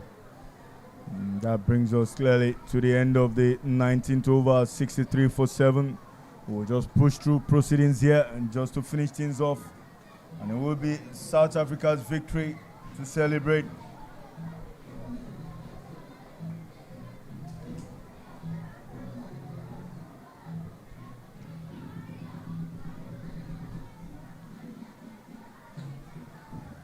71 runs in 6 balls. Never has it happened before in a game of cricket. And it won't happen. Yes, we've seen Carlos Braithwaite versus Ben Stokes, West Indies and England, where maximum were taken, but brilliant catch. And out goes the captain.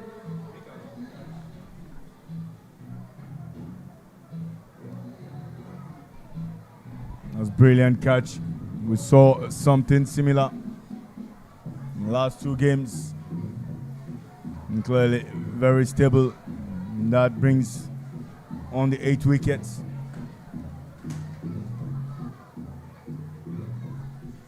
Munenyasha is coming on now to replace the captain.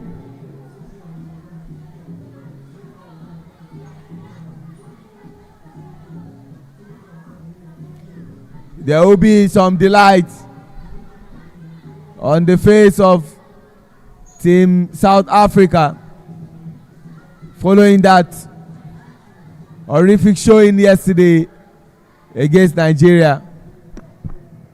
At some point in that game, there were 9 runs for 5 wickets. That was how bad it was. Eventually, they managed to crawl to 66. A run that Lucky Piety single-handedly scored against the South African under-19 team.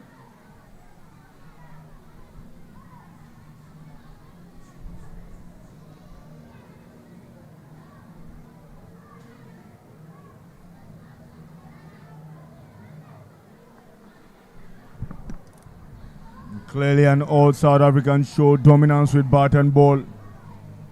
We're into the last 5 deliveries of this game. Question is, there have been some real development. We have seen some good play here. She goes big shout there. Umpire not interested. She throws back to keep the stumps in order. 19.2 overs bowled. 4 deliveries left. And we will be seeing one of the most exciting to come games between Rwanda and Nigeria.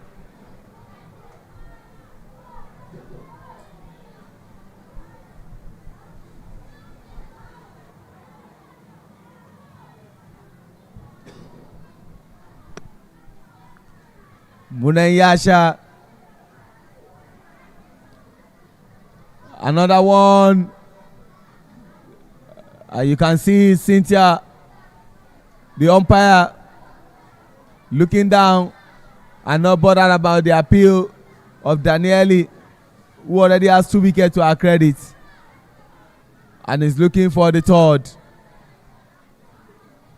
But what is more important is for the game to go ahead. Will Munenyasha play out the overs?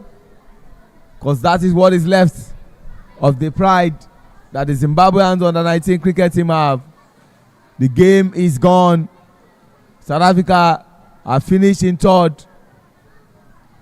But they can't hold on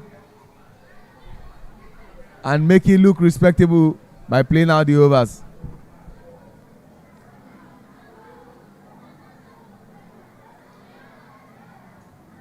On that ball, Danieli will stop that one.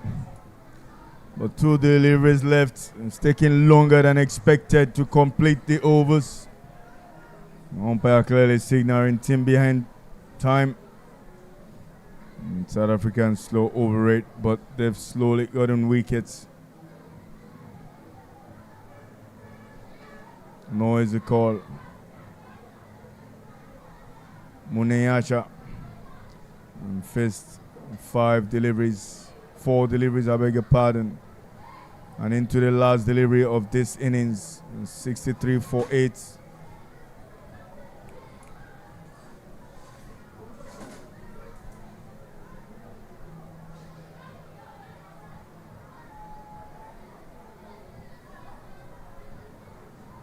Swings big. That will be it. It is South Africa who have come third in this tournament. 63 for 8 in 20 overs is what Zimbabwe could muzzle. It's been brilliant moment here. It's all about bat and ball for South Africa under 19, and they win by 70 runs. And big congratulations, and see the match summary. Mika van Vos, 52 from 45 balls. Daniele Boshoff, 23 runs from 17 balls. Jesse Kampa, 14 runs from 19 balls. For the bowling, Tadiwa Garusa, 2 wickets for 24 runs in 4 overs. Christina Mutasa, 2 wickets for 14 runs in 2 overs. And for Zimbabwe, Nicolete Nyika, 18 runs from 50 balls. Tadiwa Garusa, 10 runs for 17 runs from 17 balls. And for the bowling, Ashley Van Wyk, 2 wickets for 12 runs in 4 overs. Daniele Boshoff, 2 wickets for 8 runs in 3 overs. And Kananelo Mokoena, 1 wicket for 5 runs in 3 overs.